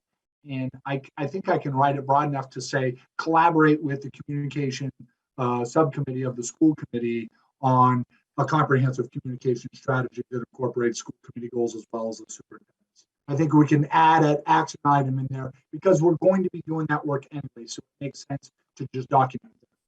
Excellent. Thank you. That makes a lot of sense to me. My second question had to do with the goal number 2, the student learning goal. Yep. And I think this sounds awesome. I had 2 clarifying questions. One was whether or not it was intentional that there's no mention of science, because there's a math and literacy data system, but not science. And then I have a follow-up after that. Yeah, so the point of bringing out the data dashboard, the benchmark assessment system, Ms. Cohen, is that core skills in reading and in math underlay other content areas. And so it's not subject driven that we're gathering that information. We're gathering information on fundamental skills that support the acquisition of content knowledge. The key thing about the data, so the benchmark assessment system is going to help us with identifying students that have lagging skills or very strong skills in those areas. The data dashboard, and this is the part that's really cool, we can take our unit-based assessments that are designed through other platforms or the data even filled into an Excel spreadsheet, integrate it with our data dashboard, and that is all then built comprehensively into a single data dashboard system. So other content areas will come into that. It's just the benchmark assessment system is the first step to getting to that place. Got it. Okay. That was part of the rest of my question, was whether this was pooling data that already existed or if we're going to be doing additional testing on students at these different times throughout the year. So thank you. That's an excellent question. I remember that question when I first had conversations with Dr. McGuire's teaching and learning team. Yes, the data that has been collected can be added to our data dashboard format. So at the point in time, we make a decision to execute a contract. There's a technical setup component, and we get all those specs from the vendor, and we just have to then adjust our sheets to make sure the markers are correct. So we can go back 5 years and gather data. So if you can imagine, once the data dashboard is in place for a high school freshman, MCAS scores, Council's Panel benchmark assessment scores, other areas that have been collected, we can then load into the system and see it there. That is, but what I will tell you about that is be patient with me. I don't want to overpromise and underdeliver on that. That's going to take us some time. What we really have to get into play first is training our educators on benchmark assessments that are these standardized benchmark assessments where we can look at ourselves and compare ourselves within a class, from class to class, from school to school, from then to the state, then to the nation, so that we can look at relative metrics of our performance. Great, thanks, Kirk. I see Karen's hand. Yeah, I have two questions actually about the data system. So I'm just looking at the action steps and the timeline. So the research is from September to March and the pilot is from September to May. So I'm just wondering, is there going to be an opportunity to pilot more than one program so that if the first one doesn't seem right, or it gives people a chance to compare how effective they are and how user-friendly they are? Does that make sense? It does make sense. We were able to activate this pilot through some funding in our Title I department. So that has been very beneficial to us. So it made sense to us to go to our schools in Lancaster to do that pilot. I know Dr. McGuire is talking with a couple other companies right now. I will tell you, Ms. Devine, having had experience with Renaissance Learning before, and knowing the comprehensiveness of their data sets and the vast number of data points that they have, it's an incredibly comprehensive tool. So it's a tool. This isn't it's not a pilot in the sense that we're shopping. It's a pilot in the sense that this is a highly valuable tool leading the industry, and we're testing its applicability in our school system and gathering feedback from our teachers to validate that. Okay, and I have not used Renaissance Learning before, so maybe it's just my learning curve, but yeah. And maybe this is getting too detailed, but is your big picture vision that one of the pieces of a data system would be, we have these benchmarks, but would it also be able to be used to see how effective interventions are with students that are in need of intervention, or tier 3 students, to kind of see progress monitoring wise how they're progressing? Ms. Devine, I feel like you're teeing up the ball for me, so I just want to thank you for that. So I want to touch on it in a couple of different ways. One way is, so the answer to your question is yes, this is a system where you have benchmark assessment systems, where benchmark assessment times, where you're looking at those 3 key times. But in the intervals between the fall, winter, and spring benchmarks, you would use the progress monitoring tools on a weekly or bi-weekly basis to see if students are progressing in their skills. So I would relate that to if we have, say, a first grade student that is struggling with formation of words, for instance. We would use the nonsense word fluency measure as the measure that we would work with that student once a week to see if the intervention that we're using, say, using the Foundations curriculum with some extra instruction, is that an effective impact for the student? If it's not effective impact, we would say, okay, we need to intensify and lengthen that intervention and keep using the nonsense word fluency measure to see if they're coming along. Where this is key, and a conversation that I'm certain we'll have later in the year, is in the past year, as the state has looked at dyslexia and is requiring districts to have screeners that give them indicators of dyslexia. And notice my language there, screeners to give us indicators. There are no screeners for dyslexia. They don't exist. But what we have are tools that identify the skills students struggle with so that we can investigate and understand if a student is experiencing dyslexia. And so the measures that are included in the Renaissance Learning benchmark system have already been improved by DESE as key measures for being able to diagnose such things. And what I loved about this platform, and I abandoned a former platform in my past, which will go unnamed at the moment, is that they've added an assessment, the object naming fluency assessment, that in time actually could even be used with our preschoolers as part of our entry into kindergarten screening to understand their object naming fluency as an indicator for us to be looking for their development and identifying objects quickly, because that test is an early indicator of potentially some dyslexia issues. So that was sort of a long answer to get at what I hope you're looking for. Yes, these measures can be looked at for weekly growth as well. Great, thank you.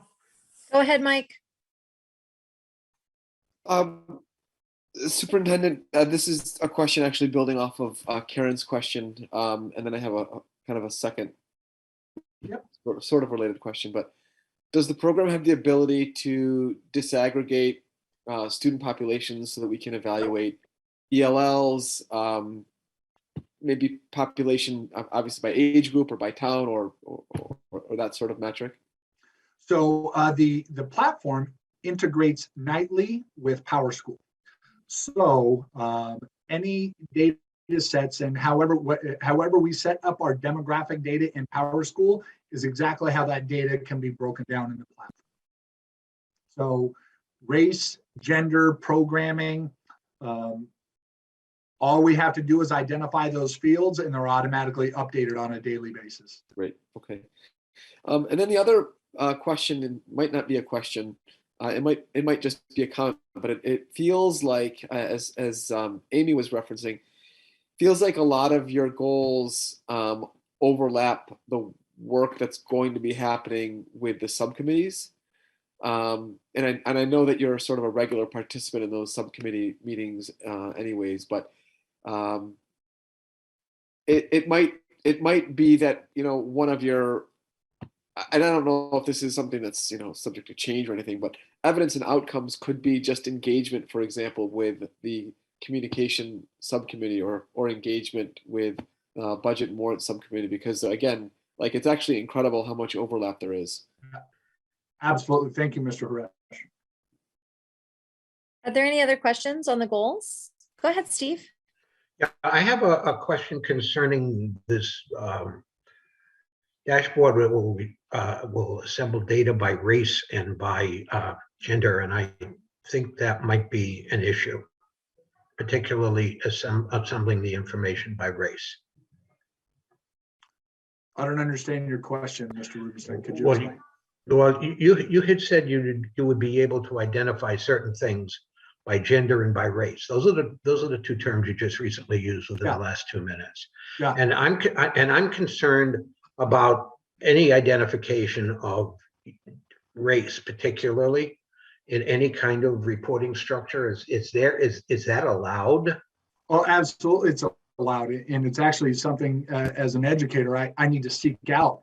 I need to understand and know what the impact of teaching and learning is based upon race, gender, socioeconomic status, language, to understand what are the elements that might be involved in that, to know where our gaps exist, because it's proven out there that there is an educational performance gap by race that across our country that has to be addressed.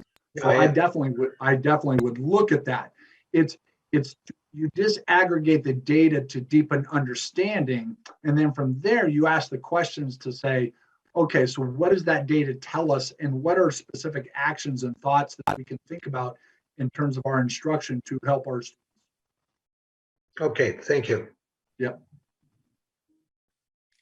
Anybody else? Actually, Kirk, I wanted to jump in before I forget. Yes. Excuse me. Goal number 2, in your strategies and action steps, it says launch the first benchmark. I'm not sure if you said this already, but I think it's supposed to say 2022. Oh, thank you, Madam. Yep. Just fix it.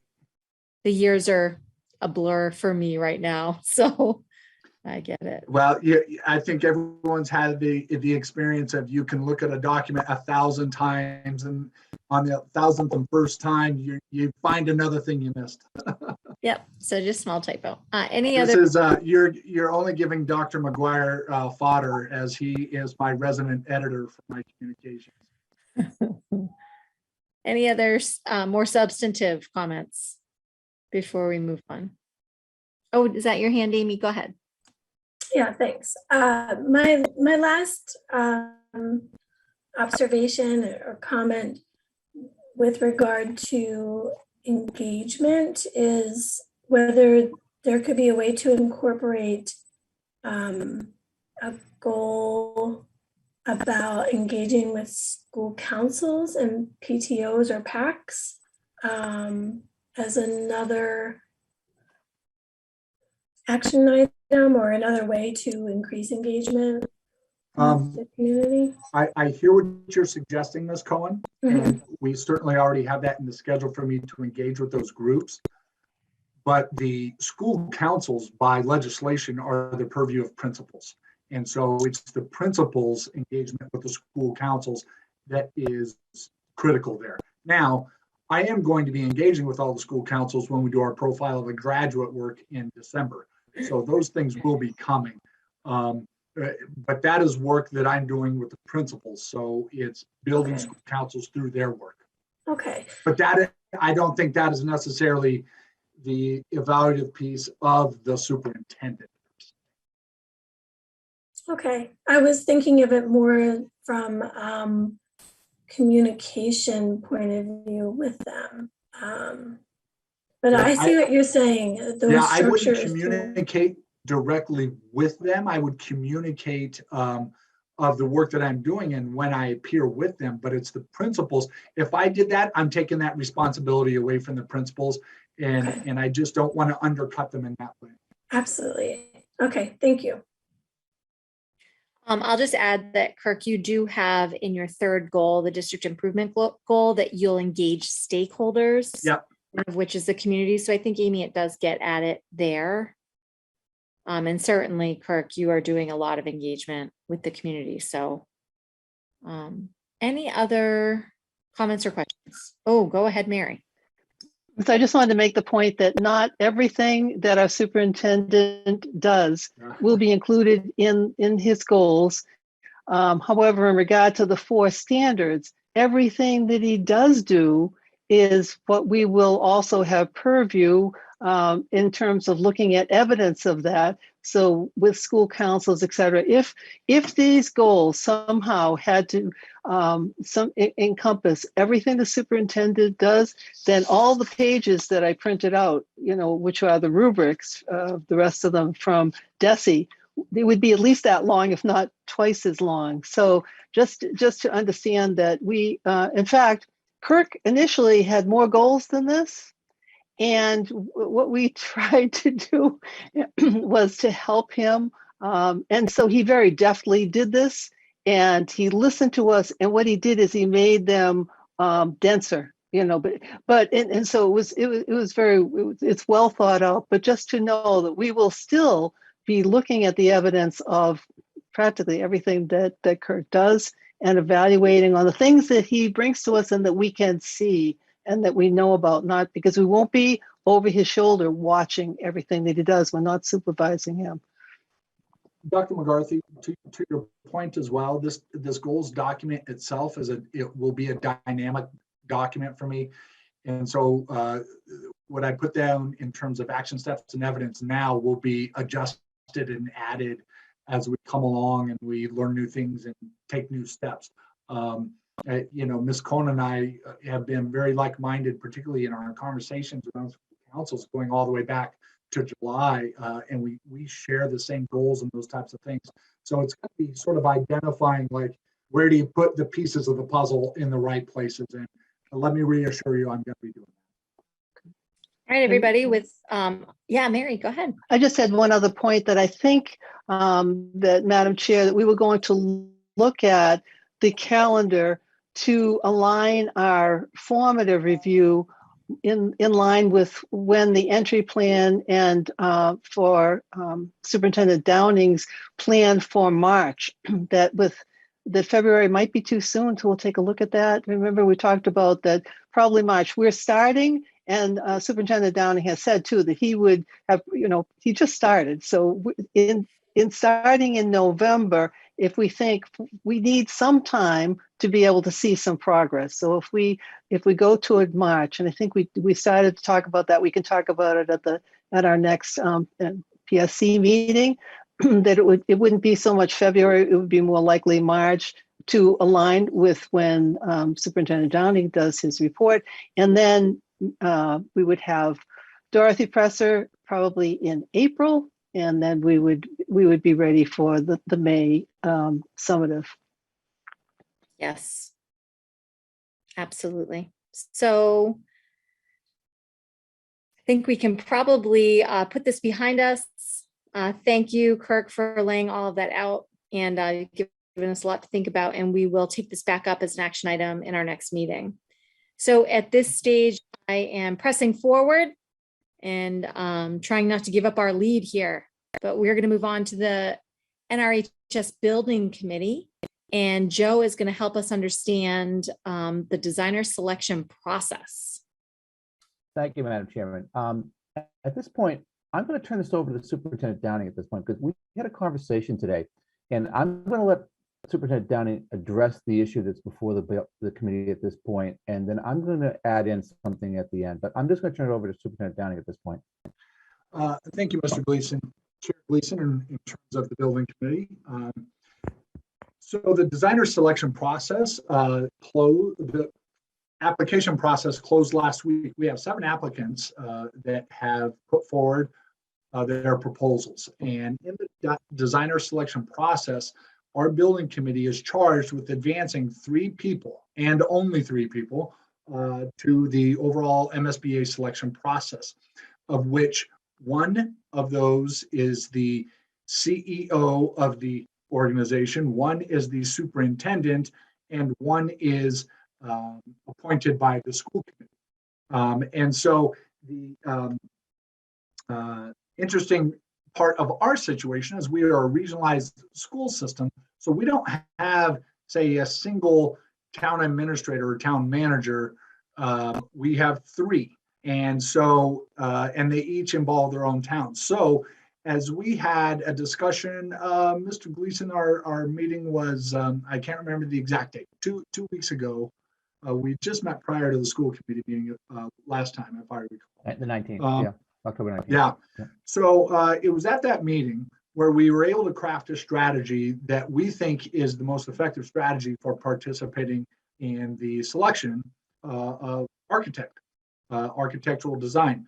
And so in that way, I will represent as the CEO, the Chief Executive Officer of the school system, and the superintendent seat is a superintendent or designee of the superintendent.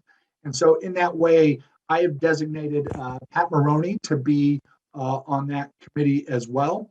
And then the school committee is then charged with selecting the 3rd person to that committee. And Ken Former is the committee member, and perhaps Mr. Gleason, you can speak to this, but as the building committee did make a recommendation, I believe, to this committee for appointment. So Mr. Gleason, if you want to speak to that. Yeah, thank you, Mr. Superintendent. May I speak, Madam Chair? Thank you. I wanted the superintendent to speak on this first, because my understanding was he had a discussion with the OPM who had gone back and reviewed the meeting transcript. But I'm going to have to be frank about this. That's not quite my understanding of what we did on the 19th. My understanding of what we did on the 19th was that the school building committee's recommendation to the school committee was going to be that our Chief Procurement Officer be the school committee's designee or appointee to the committee, and that Mr. Fromer would be filling the 3rd role, the 3rd appointee position, which is the CEO or the CEO's designee, or in any event, it would be a member of the school building committee. So I have to be honest with you, Superintendent Downing, I'm a little bit confused about what transpired, and I actually did go back and watch the meeting, and I'm hoping that maybe Ms. Cohen or Ms. Viverito can chime in on this, because I know I had a discussion with Ms. Cohen earlier this week, and I was under the impression that in my discussion with Ms. Cohen that we were both in accord that it was Ms. Maroney that the school building committee had chosen to appoint as the school committee's appointee to this committee. So I think it becomes kind of a moot issue, because the 3 individuals that we've chosen are essentially the same ones that, that are going to be on the certification form. I just think it's the position that we're putting them in that may be an issue at this point. Hey, do you want to speak to this? Well, since Joe asked if we want to weigh in, I agree that it might end up being a moot issue. It's just which bucket we're putting the person in. And if you go back and in the meeting materials, there's the actual language from the MSBA about these appointees, and our building committee spent some time trying to hash it out. And I'm trying to pull it up right now. I don't know if somebody has it up. I had it up and then it closed, but it essentially says that there's a fourth option, and in all other cases, a member appointed by the school building committee. And that is how we as a school building committee appointed Mr. Fromer to be a representative. And we were making then we were going to bring a recommendation to the school committee to appoint Ms. Marone in the role of the school committee's appointee. If you'd like, I can read the language. Madam Chairman, that was my understanding, and I may take a little bit of exception with Ms. Cohen's interpretation of the regulation. My reading of the regulation, I did send a copy of the applicable provision, which is section 2810 of the design selection procedures of the MSBA. It indicates that there are three individuals that need to be appointed. One is a designee or an appointee of the school committee. One is the superintendent or his designee. And the third is the chief executive officer, the chief executive officer's designee, or in any other event, a member of the school building committee. So if you do the math, there's only, it's the first line of the regulation says 3 members who are proposed. So I don't know where we get a fourth member. Oh, no, I didn't say fourth member. I said if there was a fourth option or in all other cases. So I guess the issue here, maybe I would suggest this, that we could perhaps we can present the 3 individuals that are going to be on the design selection panel or the design selection committee. And perhaps what we'll need to do is maybe go back and affirm the you call it the buckets or the appointing positions at the school building committee level. But and again, and this is no reflection on Superintendent Downing, because my understanding was that this came from our OPM. This was what the OPM had said that we had done, and that was not my recollection. And I spent part of the afternoon here in my hotel room here in the Cape watching that video. And my understanding was, I'm fairly certain that what we did was the recommendation to the school committee was going to be the chief procurement officer, Ms. Maroney, fill that position. Mr. Fromer would fill the third position as the chief executive officer, the designee, or any event, the school building committee member, and that Superintendent Downing would then be taking on the superintendent role. That was my understanding what we were doing, but like I say, it's a moot point because it's the same 3 people: Superintendent Downing, Ms. Maroney, and Ken Fromer from Lancaster. So. The issue is that the school building committee did not bring a recommendation. We appointed Ken Fromer. We made a recommendation to bring Pat Maroney. Form has it listed as a school building committee member for the school committee position. That's why I called Joe. I would disregard the form. I spoke to Ms. Williams about that. They prepared that, and that form can be edited. So one of the certification form that we sent out does have an error on it. Ms. Cohen pointed that out yesterday. That was prepared by the OPM. They can just fix their own mistake. But I'm just wondering at this point, for purposes of proceeding with this agenda item, we've got the same 3 people, but we've sort of got them in different roles here. And I'm just wondering if it even makes any issue, because I think it's really who the 3 people are, and we're just certifying these are our 3. They fit all of the qualifications, and we just move forward at that point.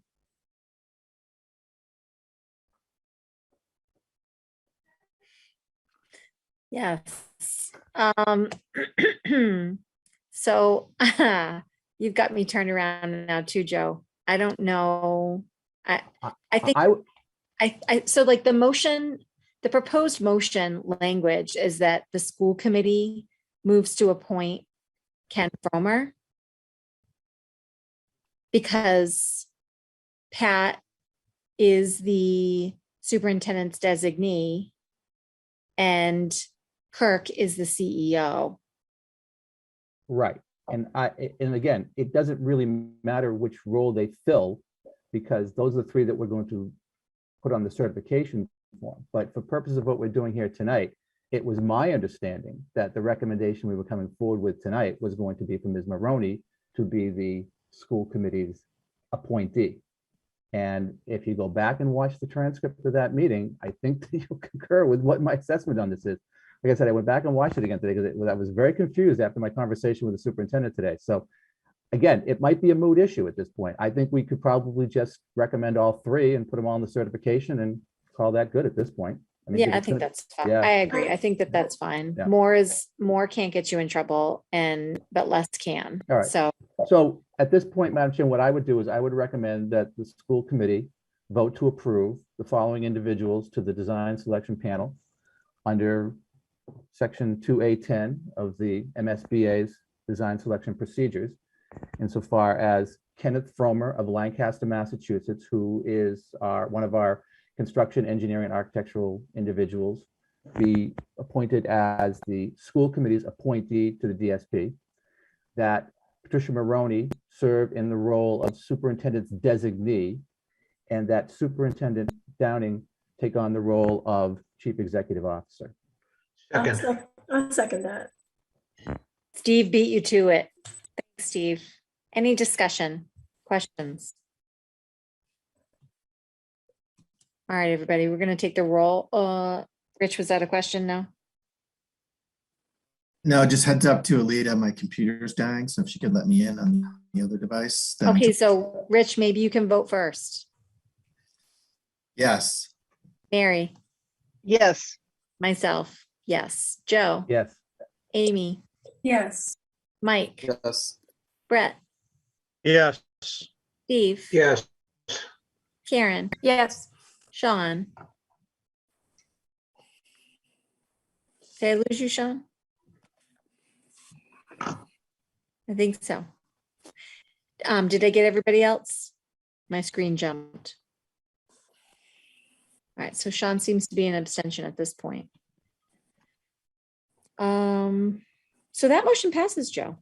Well, I just want to say, Madam Chair, thank you, but if it's any consolation, we had a hard time completely understanding this process at the school building committee level as well. We spent an inordinate amount of time on this. So I apologize for any confusion, but I think we've got the right people who are in the right spots to handle this for us moving forward. I just think we're worrying about dotting I's and crossing T's on this, but we did have a little bit of an issue with this at our level too. So.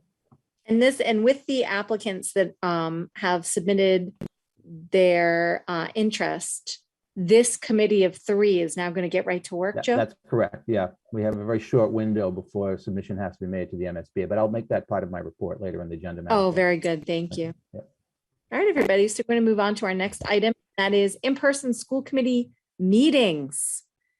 I just want to make you aware that the governor's order does allow for public bodies to meet virtually up and through April 1 of 2022.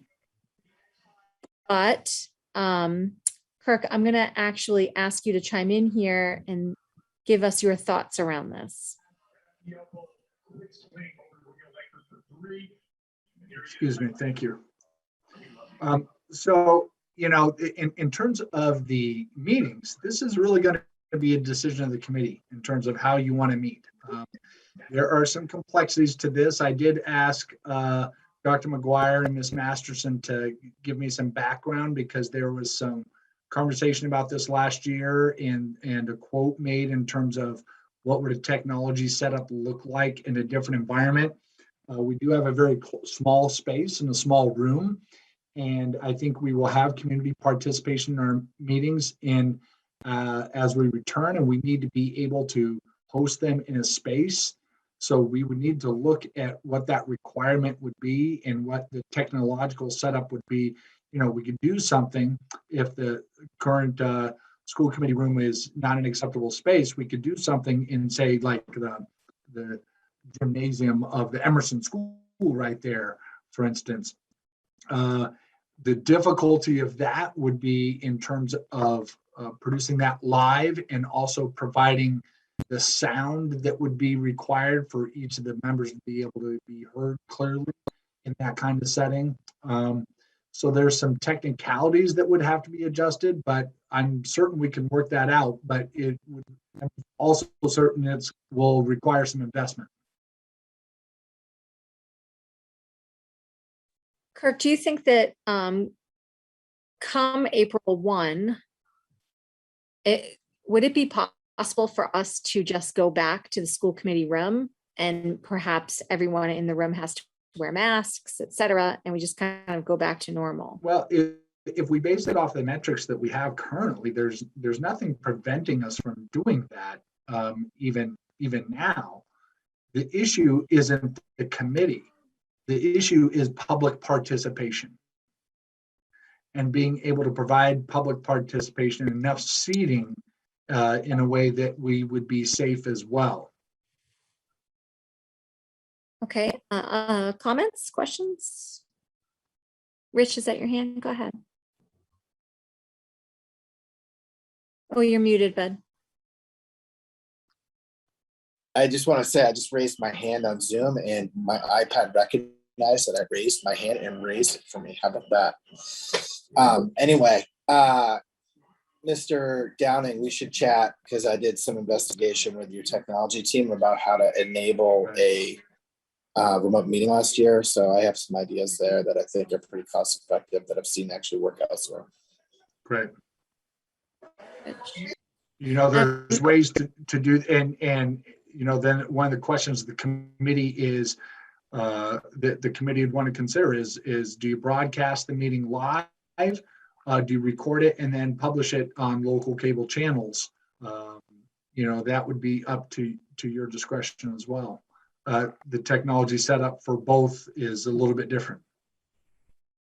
So I think that like we did in the past, it would be, I think, most effective for your technology team to bring to us maybe your 2 or 3 best options, because this is completely out of my wheelhouse, I know, and I know Rich is good at stuff like this, but I don't think this is something that the committee can decide. I think that she will have to, or somebody will have to say to us, here are your 3 options. I know personally, I want to spend nothing on that. So, you know, any kind of exorbitant amount that would need to be spent, that option would kind of be off the table for me. So, you know, April 1, we definitely need to have this figured out because I assume that the governor's order will not be extended again. And April 1 will come fast. So Mary, you had your hand up. Just that we would have to wear masks, obviously, which, you know, our students do it in school and they're doing it, and teachers are doing it. They do the very best that they can. But we have meetings every 2 weeks, and being able to be heard and to see each other and for the public to see us, I think is a factor. And also to have enough space.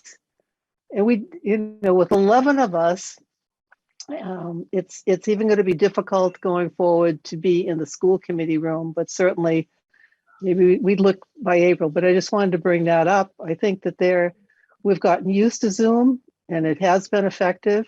And there have been, for example, even tonight, superintendent and assistant superintendent and Joe are all at the MASC conference, which I am also attending, but I can be home because I'm attending it online. So, I mean, there are some benefits. So when it's really safe and we can communicate effectively, I would love to see all of you in person. But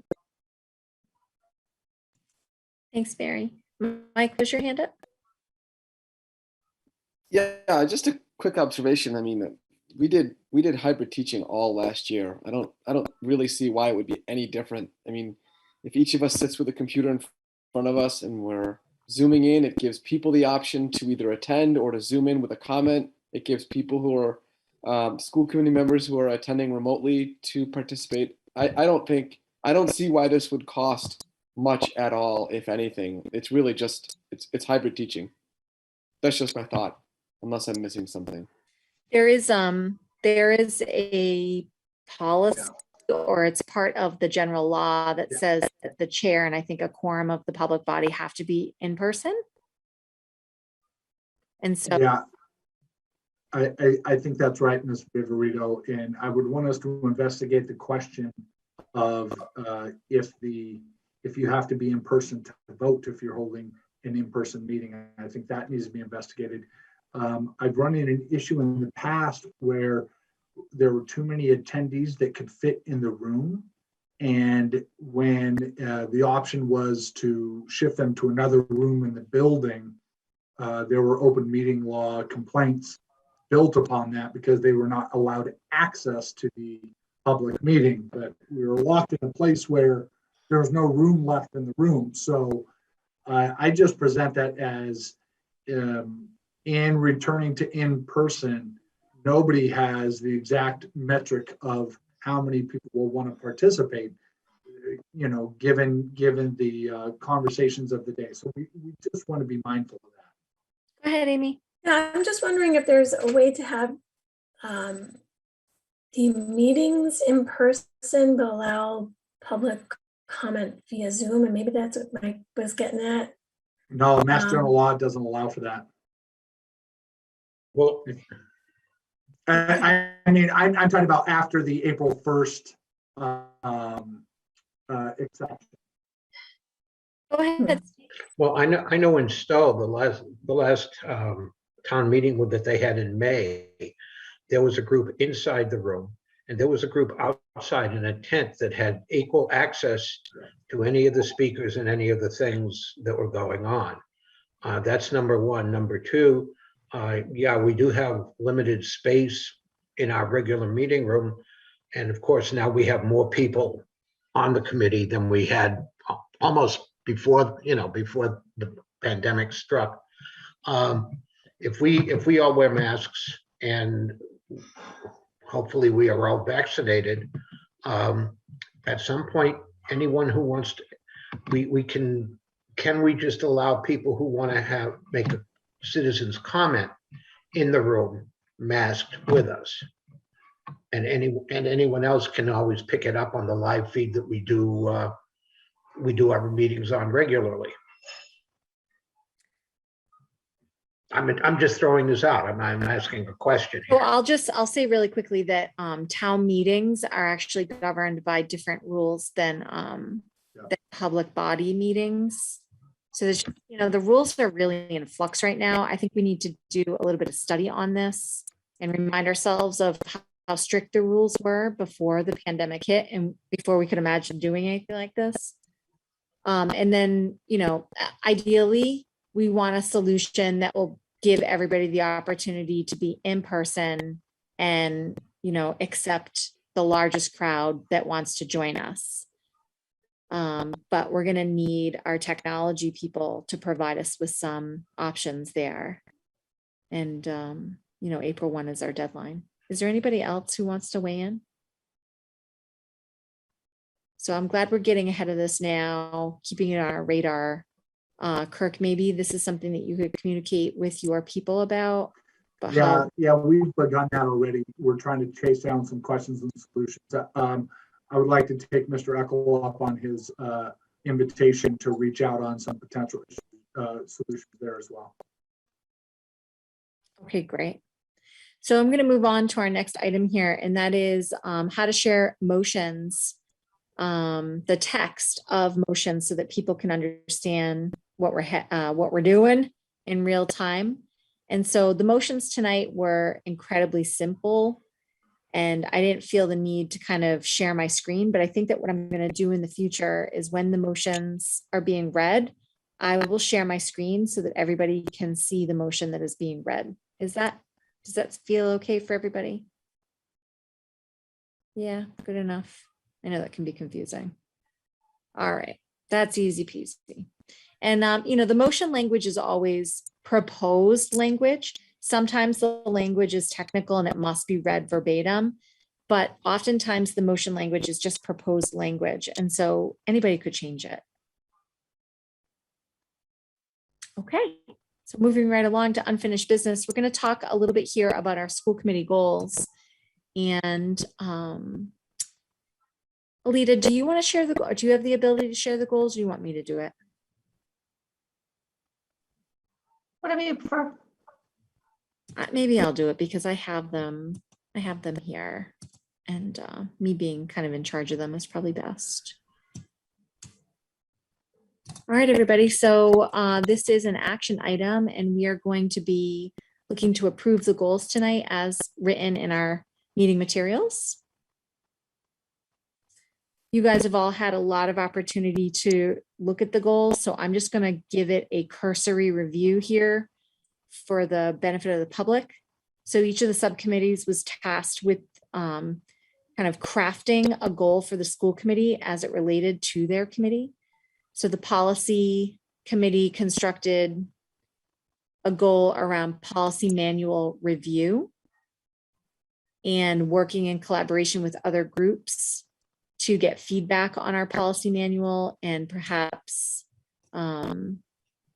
being given suggestions on what policies might need to be reviewed in order to stay in line with our statement on respecting diversity, equity, and inclusion. The personnel subcommittee is, as you guys know from earlier today, the personnel subcommittee is interested in helping the evaluation of the superintendent along via these key action steps and benchmarks. Budget and warrant put forward their policy, or excuse me, their goal around helping with the development of the FY23 district budget. The communication subcommittee has developed our communication goal, and that is to engage with stakeholders via these key action steps. Soliciting feedback from the community, etc. You all also tasked me with this final goal, and that was to organize some professional development. The three categories were kind of examining or solidifying our understanding around school committee purview. And Dorothy is happy to take that on for us. It's probably going to be into the new year that we do that. The second one is around regional school budgeting.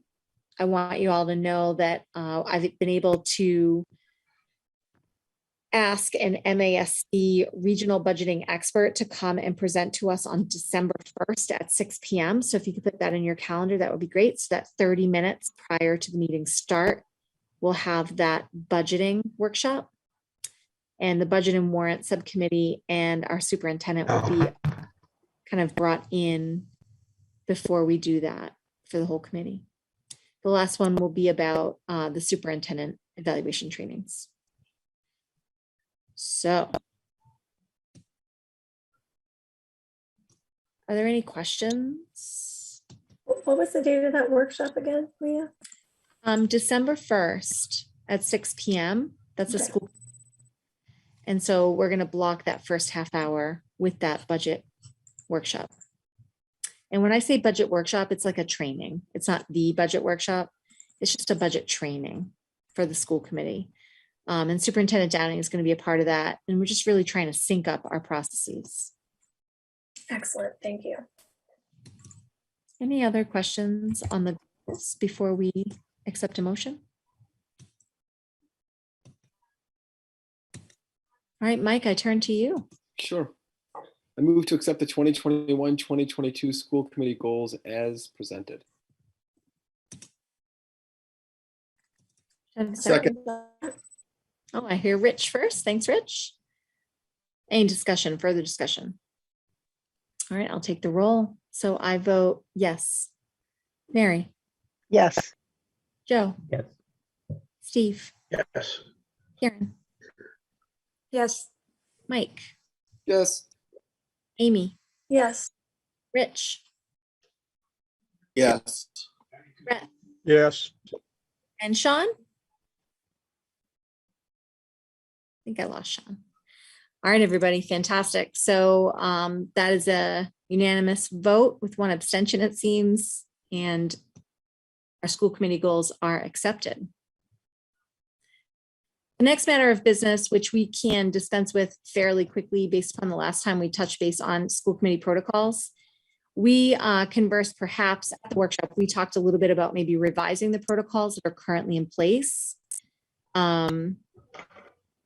But there was some hesitancy amongst the committee to perhaps wait until the next workshop to really work through this a little bit more and hit pause on changing or adopting the model MASC protocols.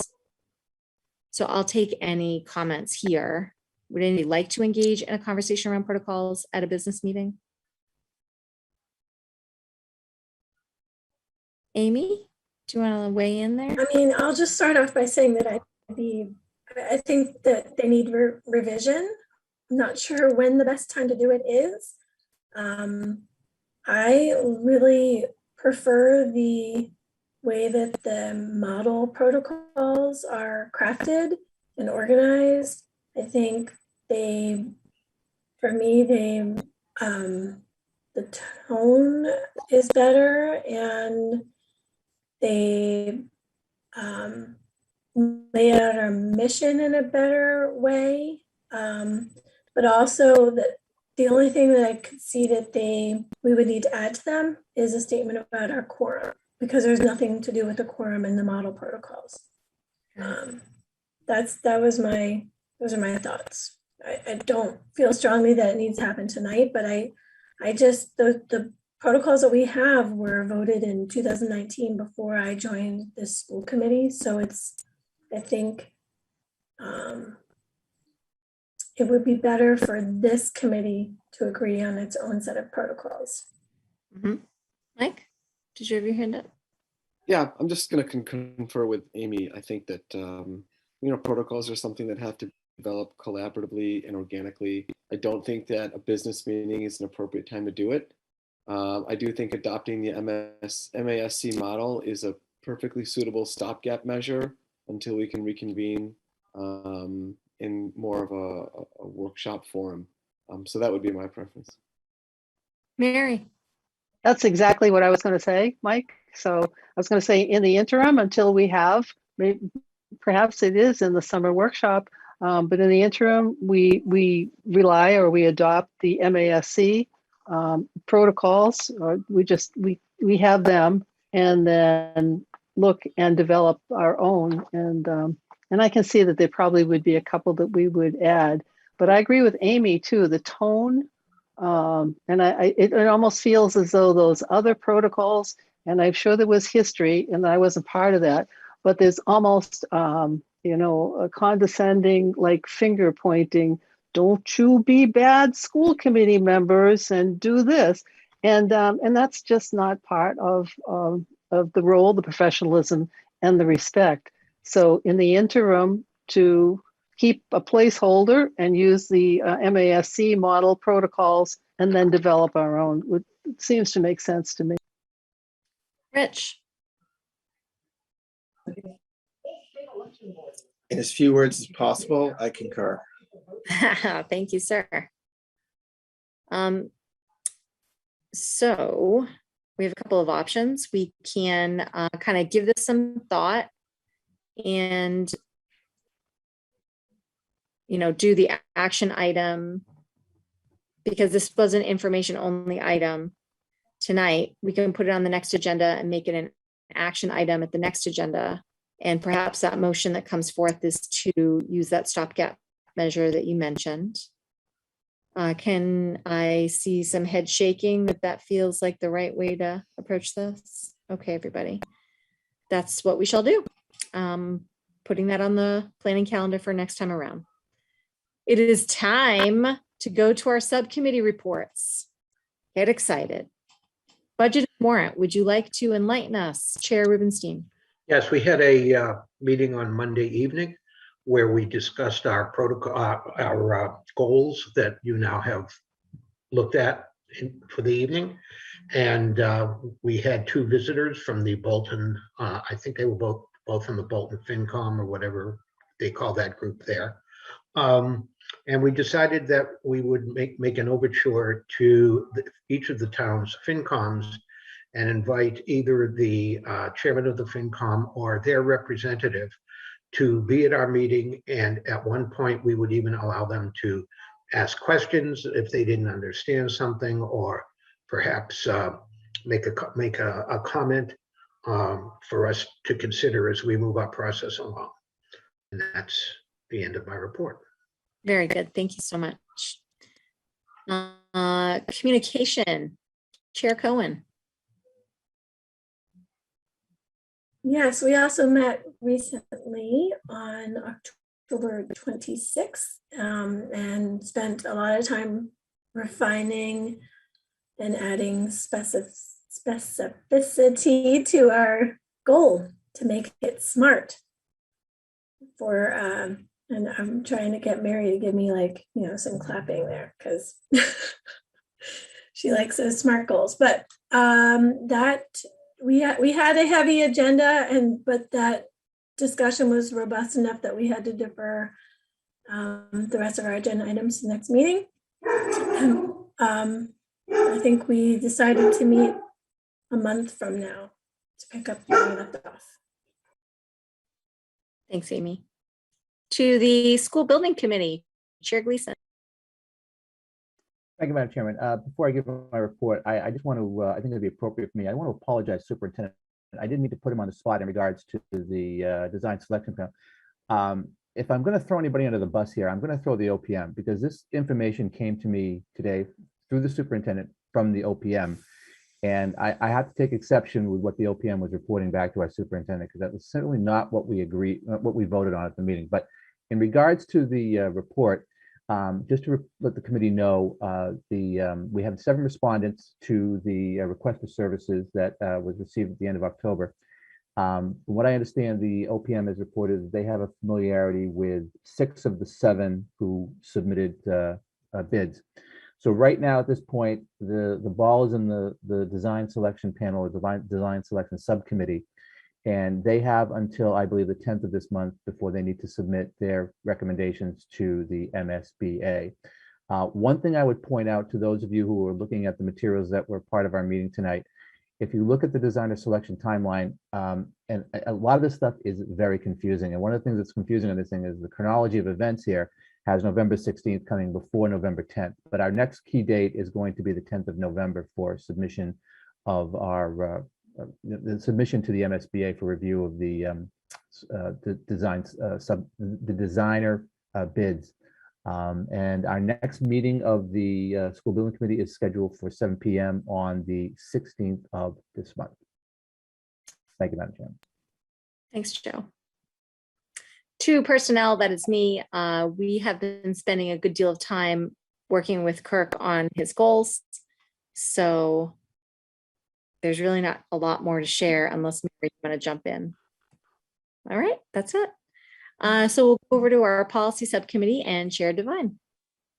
We met earlier this evening and we had a couple of specific policy questions that we started to dive into, but we realized that we need to do some more investigating and information gathering before we can move forward. So we will pick it up again at our next meeting, which right now is scheduled for December 1st.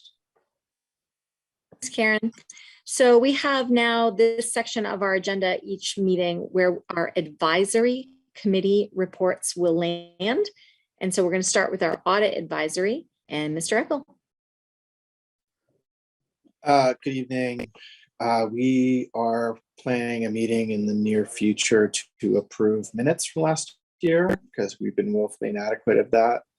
I'm also confirming which members need to be reappointed or not. The Stowe member was actually reappointed until 2022. So I have emails out to the Bolton Lancaster reps. And we're just ensuring that communication is good with everybody and that every community has a copy of the audit. Excellent. Thank you so much. So I'm actually going to jump over to the Regional Agreement Amendment Advisory Committee and Dr. McCarthy, because the DRJ committee, our advisory committee, does have a report. I just need to pull it out of my email. So Mary, I'm going to jump to Okay. you. All right. So the Regional Agreement Amendment Advisory Committee will meet. And but what I've been busy doing is trying to get the full membership, and perhaps that was too ambitious. But we have, so I'll let you know the members that we have right now. And Ellen Sturgis, who is the chairperson of the Select Board in Stowe, Brian Boyle, chairperson of Bolton Advisory. We're waiting on Lancaster. I do want to thank the select boards of the 3 towns who had this as an agenda item. And Lancaster has decided that not select board member, but they've asked finance, and we just haven't heard about anybody yet. And then I do want to, I went through Leah, and I want to thank Kirk for forwarding on to the principals, to school councils, another request, and saying that they were specially invited. I also want to put a shout out to the principals for sending that to the school council, and then backing up to say to Alita, who had sent this out on School Messenger to everyone. So why did I think that more people would want to be part of this? I don't know. However, it's been very difficult. But we do have one school council member, and her name is Kathleen Kono, and she is from Stowe. And Russ Milliken was able to secure her. So we are going to start on November 10th from 7 to 8:15. I am still hoping that we will have some more members. I don't even know for sure about our school committee members, because there are 2 people who have indicated interest. And so I'm going to put a pitch out, because when all of this work of the R, and like Brian Boyle called it the RAAAC, and I like that because it's so hard to say the RAAC, and then if you try to sound it out, it doesn't work. It's sort of like what would you do for the wolf call or something? So I'm just wondering and saying to our school committee, we will get the recommendations. We will get an amended draft from this RAAC advisory, but it's going to be our decision. So having school committee members, 3 of us, I'm Bolton, but at this point, I think that, and I'm hoping that somebody will speak up, or if they don't, and I wouldn't say forever hold your peace. No, speak up now, or get in touch and ask me questions. Because I have to say too, that while we haven't met yet, and I thought we would start meeting in October, remember, there's a deadline on this. If we think that there's some chance that we will be able to have this on the town warrants and go to the town meetings. So there is, when you think about end planning, that is the goal. And so that's why we really have to start. But I have to say that in the meantime, I have been taking the document and going through and making some of the just the editing type of consistent language, things like that, changes. So it'll be easier, but there are substantial issues, not so much issues, but questions, and bringing things up to date. I've also found that just looking at our policies, I've been able to plug in some of the policies that we have that answer the questions and bring us up to date. So it's not going to be, I think, as formidable a task for this committee, but we do need to start. So, I see Amy has a question, Madam Chair. Go for it, Amy. Yeah, I'm sorry if I missed this. So what are the vacancies how many vacancies are you looking? 2 school committee meetings. Somebody might want to speak up now, because maybe there'd be beyond some school committee members. What vacancies do you have? beyond. Then one person from town government, or the finance, it seems, in Lancaster, and a town representative, a citizen of Bolton and Lancaster, and we were looking for school council members if possible. And there are some leads, I guess, somebody has a lead on this. but it's time to start. So we will start, and I will give you a report. I hope that by our next meeting, I can tell you that we have full membership. So I'm still hopeful. Thank you, Mary. So school committee members, if you're interested, please let Mary know ASAP. She could use your help. Let's move over to Sharon's report about Dear Jay. So Sharon asked me to read this for her. Dear Jay met on October 21st, which is very exciting. This is their first meeting of the year. They welcome any new community members to join their upcoming planning meetings. Dear Jay is looking for guidance from the school committee around how they can best support school committee goals about diversity, equity, anti-racism, and social justice, and how they can support the committee on moving forward with the anti-racism resolution that was adopted in June of 2020. They are hoping to bring some possibilities forward for the November 17th school committee meeting. So if there's anything that anybody thinks this advisory could assist with in that regard, please let Sharon know. She can bring that to them. And last but not least, our Special Education Parent Advisory Council. I turn this over to Mr. Collins. Hi, so CPAC has a couple of events planned. November 4th, they got a virtual presentation by the Kerrigan classroom. And then November 17th, they've got another one by Dr. Cotillo for anxiety. The links can be found on the website. If you go to the families tab, and then you find CPAC, and you can find all the CPAC links for their events right there. And they're always looking for more members to join their meetings. So I recommend anybody that's interested to can go to that page on the main website and join their meetings. Thanks, Brett. All right, everybody, we're at item 10 here and just 3 minutes over time. What are our items for next agenda? Oh, Alita. I just want to remind any subcommittees that are going to meet the week of the 15th, the beginning of the week. The 11th is a holiday. Don't count that in your 48 hours notice. So make sure you account for that, which would probably be Joe and Steve. Thanks, Alita. Any items for next agenda? I think I see, is that Mike's hand? Go ahead, Mike. Yeah, just a quick reminder, if we do put the protocols up for a vote in our next meeting, just taking a cue from Amy, we should just make that quick adjustment to the number for our quorum. I will handle all of that prep. Any other items? Yeah, Steve. I'm sorry, I forgot to mention that the next meeting of the Budget and Warrant Committee will be on Monday, the 15th at 7:30 p.m. Got it. Thank you. And if the, I don't know, Alita, do you need dates, calendar of dates from some of our subcommittees still? Maybe. Yeah, I don't think I have any except for policy and probably personnel.